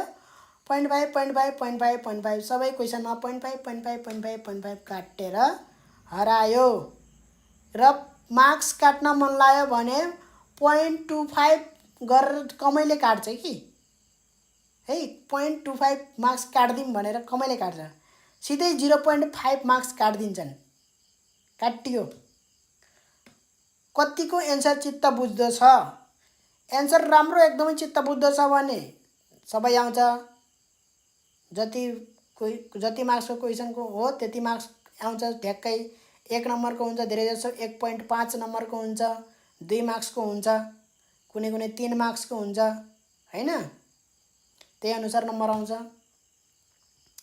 है। र यो कुरा एउटा चाहिँ एकदमै ख्याल गर्ने, 0.5 नै हो काट्ने मेन। 1 नम्बर पनि काट्दिन्नन्, झ्याप्पै 1 नम्बर काट्दिउँ भनेर एन्सर पुरै रङ छ भने 1 नम्बर काटिन्छ, मतलब जति मार्क्स हो पुरै काटिन्छ। 3 नम्बरको क्वेसन छ भने 3 नम्बरै काटिन्छ, त्यहाँ कुनै 0.5 गरेर त्यो आउने हुनेवाला छैन। फेल हुनै थालेछ भने बल्ल 0.5 हालिदिने कुरा हुन्छ लास्टमा, त्यही पनि है। एन्सर बिग्रियो भने छट्टै काट्ने हो त्यो। कुरा बुझिन्छ? क्वेसनले सोधेको एन्सर दिन पर्यो, फेरि उल्टा पुल्टा एन्सर दिएर हुँदैन है। के कारणले भएको अघि मैले त्यहाँ देखाएँ नि, जुन कुन क्वेसनमा देखाएको थिएँ, कुन क्वेसनमा देखाएको थिएँ मैले, यसमा होइन, यसमा होइन, यो क्वेसनमा देखाएको थिएँ हैन। यो क्वेसनमा उल्टा पुल्टा एन्सर दिएको छ। ल हेरौँ, यो सेटेलाइट किन इनर्जी चाहिन्न भन्दाखेरि यहाँ ब्यालेन्सको कुरा गरिरहेछ। ल सेन्ट्रिपिटल फोर्सलाई ग्राभिटीले ब्यालेन्स गर्छ, त्यही भएर इनर्जी चाहिन्न भनेको छ। उल्टा पुल्टा एन्सर लेखेर हुँदैन कि, नम्बर आउँदैन। कुरा बुझिन्छ? उल्टा पुल्टा एन्सर लेखेर नम्बर आउँदैन, ढुक्क भएर बस्दै हुन्छ। मैले यसको एन्सर जे दिएको छु त्यही हो यसको एन्सर है। आफै सोच्नुपर्छ कहिलेकाहीँ, क्वेसन के छ, एन्सर के हुनुपर्छ। यही घोकेर गयो भने यही लेखेर पनि नम्बर आउँदैन। कुरा बुझिन्छ? यही लेखेर नम्बर आउँदैन कि, म त किताबको एन्सर लेखेर आऊ जस्ताको तस्तै ठ्याक्कै भनेर हुँदैन त्यहाँ है। त्यहाँ एकदम राम्रो राम्रो अर्कै ठाउँमा जान्छ नि त पेपर चेक हुनको लागि हैन। अर्कै ठाउँमा अर्कै टिचर 11 12 मा पढाउने सरहरूले चेक गर्नुहुन्छ, 10 सम्म पढाउने सर हाम्रो एक्सपर्ट टिचरले चेक गर्नुहुन्छ हैन। चेक गर्दाखेरि चाहिँ हुँदैन त्यसरी, चित्त बुझ्नुपर्छ त्यहाँ। र साइन्स पढ्ने विद्यार्थीले जहिलेसुकै बुझेको छ कि छैन भन्ने कुराले हिसाबले क्वेसन सोधिन्छ। जुनैसुकै क्वेसन सोद्धा फेरि विद्यार्थीले बुझेको छ कि छैन भन्ने हिसाबले सोधिन्छ। घोकेर एन्सर दिएको छ कि बुझेर एन्सर दिएको छ भन्ने एन्सरबाटै थाहा हुन्छ। त्यही भएर मैले भन्छु एन्सर घोक्नु पर्दैन, जस्तोको त्यस्तै लेख्नु पर्दैन। त्यहाँ आफूले बुझे अनुसार आफ्नै भाषामा एन्सर लेख्दाखेरि ट्याक्क बुझाइदिने हो। त्यो क्वेसनको एन्सर आफूले जे बुझेको छ त्यही कुरालाई बुझाइदिने हो त्यहाँ है। र राम्रोसित चित्र बनाएर बुझायो भने धेरै राम्रो, फर्मुलाहरू देखाएर स्पष्ट गरेर बुझायो धेरै राम्रो, त्यसरी नम्बर आउँछ है, त्यसरी नम्बर आउँछ। त्यहाँ चाहिँ घोकेर अनि त्यहाँ चाहिँ मैले त जस्तोको त्यस्तै ठ्याक्कै यही एन्सर लेखेको छु जस्तोको तस्तै, यसमा ठ्याक्क 2 नम्बर आउँछ, आउँदै आउँदैन, आउँदैन। सरले खोजेको कुरा पाउनुपर्छ त्यहाँ। सरले के खोज्नु भयो त्यो कुरा पाउनुपर्छ त्यहाँ।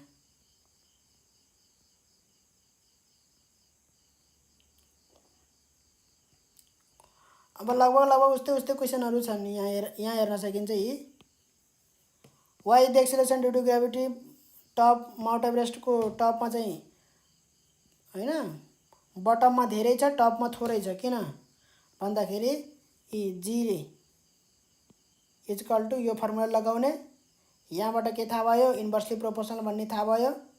डी जति धेरै हुन्छ जी त्यति थोरै हुन्छ। टपमा के भयो त डी डिस्टेन्स धेरै भयो, टपसम्म त जी थोरै भयो बटमको तुलनामा, त्यसरी लेख्ने हो। यी स्पष्ट भयो पहिला कुरा चाहिँ फर्मुलाबाट। यहाँ यति कुरा स्पष्ट भइसके पछाडि since the distance bottom the top धेरै भएको कारणले गर्दाखेरि जी थोरै भएको, यही फर्मुलाले नै भनिदिएको छ कि भन्नै पर्दैन यस्तो हुन्छ भनेर, फर्मुलाले नै भनिदिएको छ त्यहाँ। डी धेरै भयो भने जी थोरै हुन्छ भन्ने कुरा त फर्मुलाले नै भनिदियो नि त यहाँ, त्यही भएर त लेखेको यो। जहिलेसुकै हामी डी स्क्वायर यसरी किन लेख्छौँ, यसले केही कुरा सिग्निफाई गरिरहेछ। यसले के कुरा सिग्निफाई गरिरहेछ भन्दाखेरि डी धेरै भयो भने जी थोरै हुन्छ, डी थोरै भयो भने जी धेरै हुन्छ, त्यो कुरा सिग्निफाई गरिरहेछ। त्यो भनिराख्नु पनि पर्दैन है, सिधै भनिदिँदा हुन्छ कि डी यहाँ माउन्ट एभरेस्टको बटममा चाहिँ डी थोरै भयो, जी धेरै, त्यही भएर जी धेरै हुन्छ टपको तुलनामा भनिदियो यही हो। यस्तै क्वेसन छ यी। अर्को हेर्दा पनि त्यही छ यी, तराईमा किन धेरै हुन्छ माउन्टेन भन्दा, त्यही कुरा हो यी सेम। अर्को क्वेसन पनि छ यी, a body drop from the certain height reaches the earlier in polar, किन छिटो पुग्ने कारण के हो त, छिटो पुग्ने कारण भेलोसिटी बढी छ भने छिटो पुग्छ, भेलोसिटी थोरै छ भने ढिलो पुग्छ, एउटा त्यो थाहा भयो।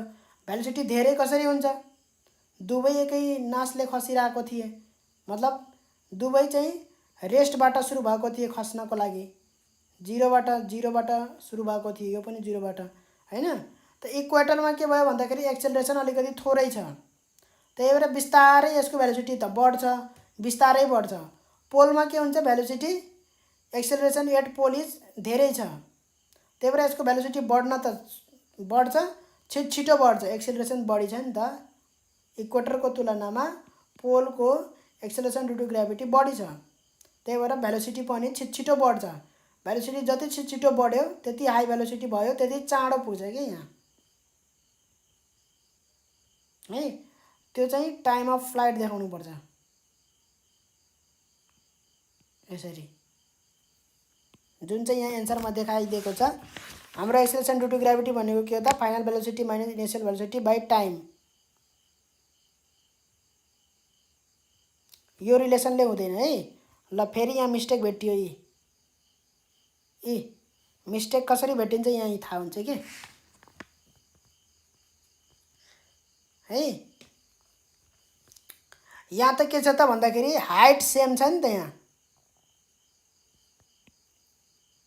A body drop from certain height भनेको छ हैन, इक्वेटरमा जति माथिदेखि खसाल्यो पोलमा पनि त्यति माथिदेखि नै खसाल्नु पर्यो हैन। इक्वेटरमा नाइन्साफी होइन, इक्वेटरमा नजिकबाट खसाल्ने, पोलमा चाहिँ अलिकति माथिबाट खसाल्ने। माथिदेखिबाट खसाल्यो त धेरै टाइम लागिहाल्यो त यसमा, नजिकबाट खसाल्यो चाँडो ग्राउन्ड पुग्छ यो हैन। त बराबर हाइटबाट खसाल्नु पर्यो। यहाँ जो पोलमा जति हाइटबाट खसाल्यो इक्वेटरमा त्यति नै हाइटबाट खसाल्नु पर्यो, त्यति नै हाइटबाट खसाल्नु पर्यो, बल्ल चाहिँ उ भन्न सकिन्छ, कम्पेयर गर्न सकिन्छ। भन्नुको मतलब हाइट सेम छ उनीहरू खसिरहेको हाइट सेम छ। यो इक्वेटर भयो, यो पोल भयो। ठीक छ, हाइट सेम छ। र हाइट र टाइमको रिलेसन के हो?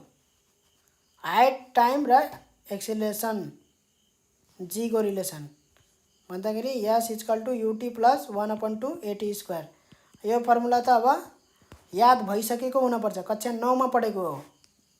एस भनेको के भयो त यहाँ एच भयो, यु भनेको के भयो त रेस्टबाट सुरु भएको, खसाल्नु भनेको के हो त ड्रप गर्ने हो। हामीले चाहिँ ड्रप नगरे पनि हामीले चाहिँ अब युबाट सुरु गर्दियौँ है। यहाँ ड्रप्ड पनि भनेको चाहिँ ड्रप्ड भनेको के हो त यसरी छोपेको थिएँ छोडिदिएँ भनेको मतलब त्यो 0बाट बढ्दै बढ्दै जान्छ के भेलोसिटी त्यसको। खसे पछाडि 0बाट बढ्दै बढ्दै 1 2 3 4 यसरी बढ्दै बढ्दै जान्छ, 0बाट बढ्न सुरु हुन्छ। पहिल्यै चाहिँ भेलोसिटी 5ले यसरी हत्ता फाल्यो अनि 5बाट बढ्दा बढ्दै 5 6 7 8 हुँदै त्यसरी होइन। कुरा बुझिन्छ? कहिलेकाहीँ के हुन्छ भन्दाखेरि हत्ता फालेकै हुन्छ क्या यसरी जोडले। त यो 0 भइहाल्यो, 1/2 जीटी स्क्वायर। एक्सेलरेसन भनेको के भयो त यहाँ एक्सेलरेसन ड्यू टु ग्रेभिटी जी भयो टी स्क्वायर। अब यहाँ के भयो त हाइट र टाइम है, यो रिलेसनमा गर्ने हो। यो रिलेसनमा हेरौँ त के छ त हाइट दुवैको सेम छ। यहाँ 2h/t² भनेको के हो त जी छ है। यो रिलेसन लेख्ने जी इक्वल टू 2h/t²। एउटा चाहिँ के भयो त जी इक्वेटर हैन र के हुन्छ बे कहाँ गयो यार, ल जीई इक्वेटर भयो हैन एउटा। भन्दाखेरि त्यसको लागि हाइट त्यही हो, टाइम चाहिँ टी इक्वेटर टी लेखे। ठीक छ। अर्कोको लागि पोलको लागि जी पोल 2h/t पोल। दुवैको हाइट के छ त सेम छ, हाइट चाहिँ सेम छ तर टाइम चाहिँ टी इक्वेटर र टी पोल हैन, जी इक्वेटर र जी पोल। यसरी गरेर स्पष्ट गरेर देखाए पनि हुन्छ है, कुनै जरुरत छैन कि ल्याङ्ग्वेजमै एन्सर दिनुपर्छ भनेर। म्याथमेटिकल्ली एन्सर दिन मिल्छ कुनै है। यहाँबाट सुरु गर्दा हुन्छ यी जी इक्वल टू 2h/t², यहाँबाट सुरु गर्दा पनि हुन्छ यी लेख्न है। अब यहाँ हेर्न सकिन्छ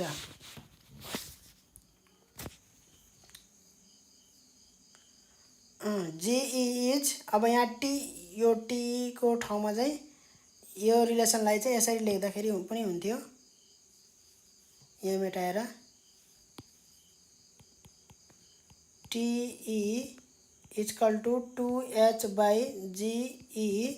अनि यहाँ स्क्वायर छ, यो हटाउनलाई यता अन्डर रुट ल्याउनुपर्छ, बल्ल स्क्वायर हट्छ हैन। टाइम आयो यतापट्टिको र पोलमा आएको टाइम टिपी र यो टिपी सिपी लेख्दाखेरि बुझिन्न। त्यहाँ टिपी भनेको के हो, टाइम पोलमा चाहिँ तल झर्नलाई कति टाइम लाग्यो त्योलाई टिपी लेखेको हो भनेर स्पष्ट गरेर त्यहाँ लेखिदिन पर्छ पहिले हैन।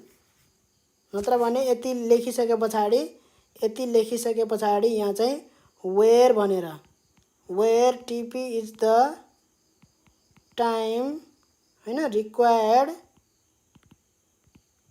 By body to fall from height, त्यही हाइट हो है, हाइट एच कहाँ एट पोल। र टिई भनेको चाहिँ सेम लेख्ने एट इक्वेटर। अब धेरै लेख्यो भने त ऊ लाग्छ हैन, यसो डोडोड दिन पनि पाइन्न फेरि है, छिटो लेख्ने। कुरा बुझिन्छ? छिटो लेख्ने।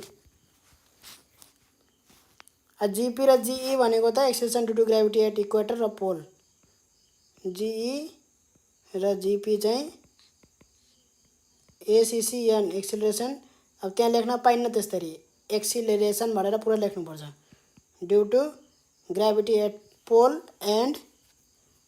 यो लेट भनेर लेख्दा सुरुमा लेट भनेर उ गर्दा नि हुन्छ, है।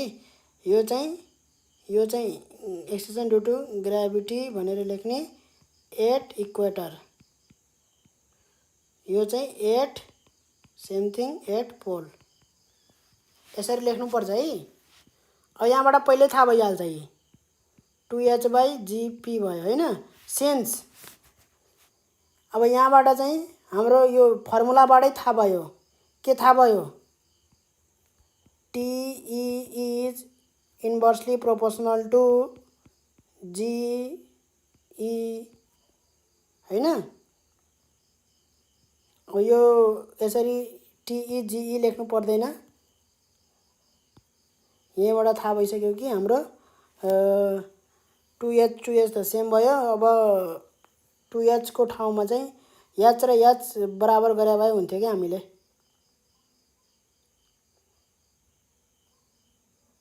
यसरी गरे भए हुन्थ्यो।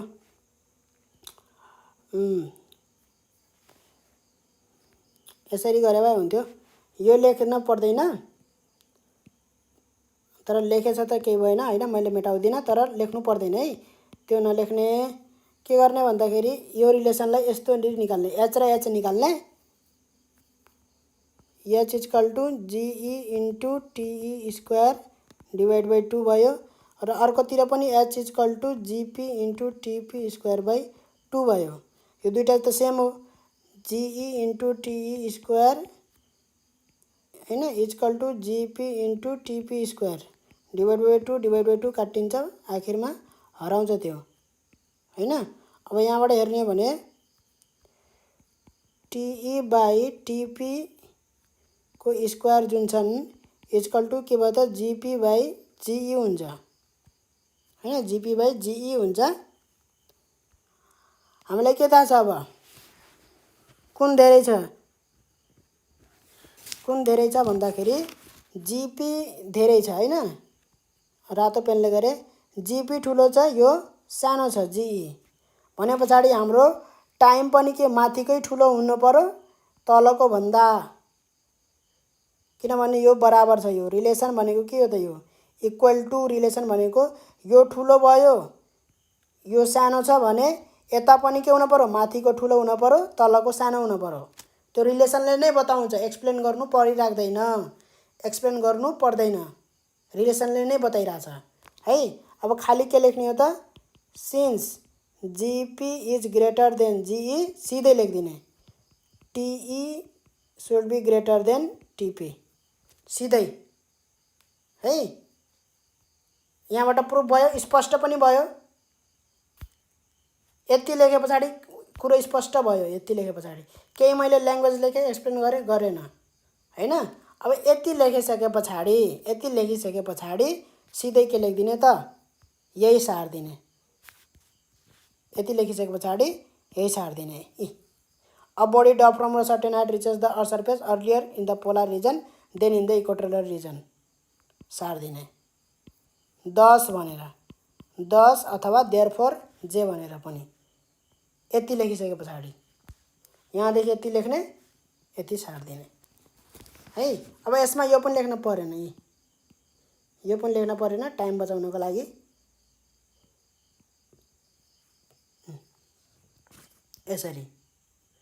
यसरी गर्दा पनि हुन्छ। अर्को तरिका कसरी गर्दा पनि हुन्छ? यहाँबाट गर्दा पनि हुन्छ। G इज 2h/t स्क्वायर हैन। त यो भनेको के भयो त? T is equal to 2h/g। यहाँ त स्क्वायर छ, यो स्क्वायरलाई हटाउनको लागि यहाँ अन्डर रुट आउँछ कि। त यहाँबाट के थाहा भयो भन्दाखेरि T is directly proportional to under root G है। अनि के लेखिदिने त? Since G8 pole is greater than G8 equator लेखिदिने। सिन्स लेखे पछाडि हेन्स T8 पोल के हुन्छ त? लेस हुन्छ T8 इक्वेटर। T भनेको टाइम कति लाग्यो त? त्यो हाइटबाट चाहिँ भुइँमा पुग्नको लागि, खस्नको लागि कति, कुन चाँडो आयो भन्दाखेरि पोलमा चाँडो आयो। टाइम इज लेस, पोलमा चाँडो। यति लेख्दा पनि हुन्छ। यी ठ्याक्क यतिमै एन्सर हरायो। है। यसमा त जिई जिपी को झन्झट पनि गर्न परेन, सिधै जी8 पोल लेख्दैछु मैले यहाँ हैन। जी8 पोल भनेर लेखिदिएको छु, जिपीसीपी केही झन्झट गर्न परेन त्यहाँ, नत्र भने यत्रो लेख्नु पर्दैन नि, टाइम खर्च हुन्छ यसरी लेख्दाखेरि, टाइम धेरै लाग्छ। यसरी लेख्दाखेरि टाइम थोरै लाग्छ। जिई जिपी झन्झट तरिकाले जिई जिपी लेख्ने हैन, जिई हैन जिपी यो लेख्यो भने चाहिँ मेन्सन गर्नुपर्छ, त्यहाँ मेन्सन गर्नुपर्छ कि जिई भनेको इक्वेटरमा लिएको एक्सेलरेसन ड्यू टु ग्राभिटी हो, जिपी भनेको एक्सेलरेसन ड्यू टु ग्राभिटी पोलमा लिएको हो भनेर मेन्सन गर्नुपर्छ, लेख्नुपर्छ। त्यो टाइम छ त्यति लेख्नलाई, छैन भने पछाडि जी8 पिओएलई पोल, जी8 इक्वेटर, टी8 पिओएलई पोल, टी8 इक्वेटर, टी भनेको टाइम हो। यो फर्मुला हो, युनिभर्सल फर्मुला हो। यो फर्मुलामा कुनै पनि कुरा मेन्सन गर्नु पर्दैन है।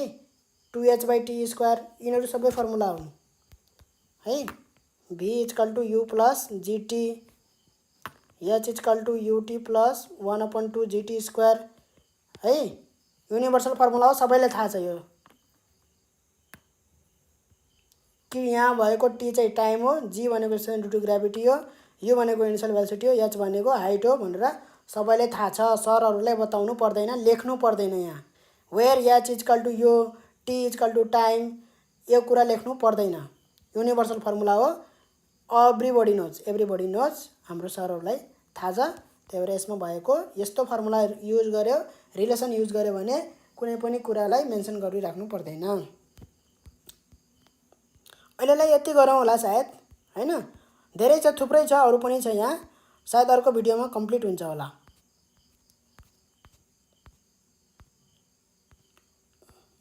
थुप्रै छ, न्युमेरिकल पनि छ। न्युमेरिकल त लगभग उस्तै खाले न्युमेरिकल छ, 3 टाइप्सको न्युमेरिकल छ, 3-4वटा टाइप्सको। एउटा क्वेसन गरिदियो भने बाँकी आफै गर्न सकिन्छ। यसमा धेरै टाइम लाग्दैन न्युमेरिकलमा, कुरा बुझिन्छ। 3 अथवा 4वटा मोडलको छ, त्यो म भेटिदिन्छु। अर्को भिडियोमा गरौँ होला सायद, अब यति नै गरौँ।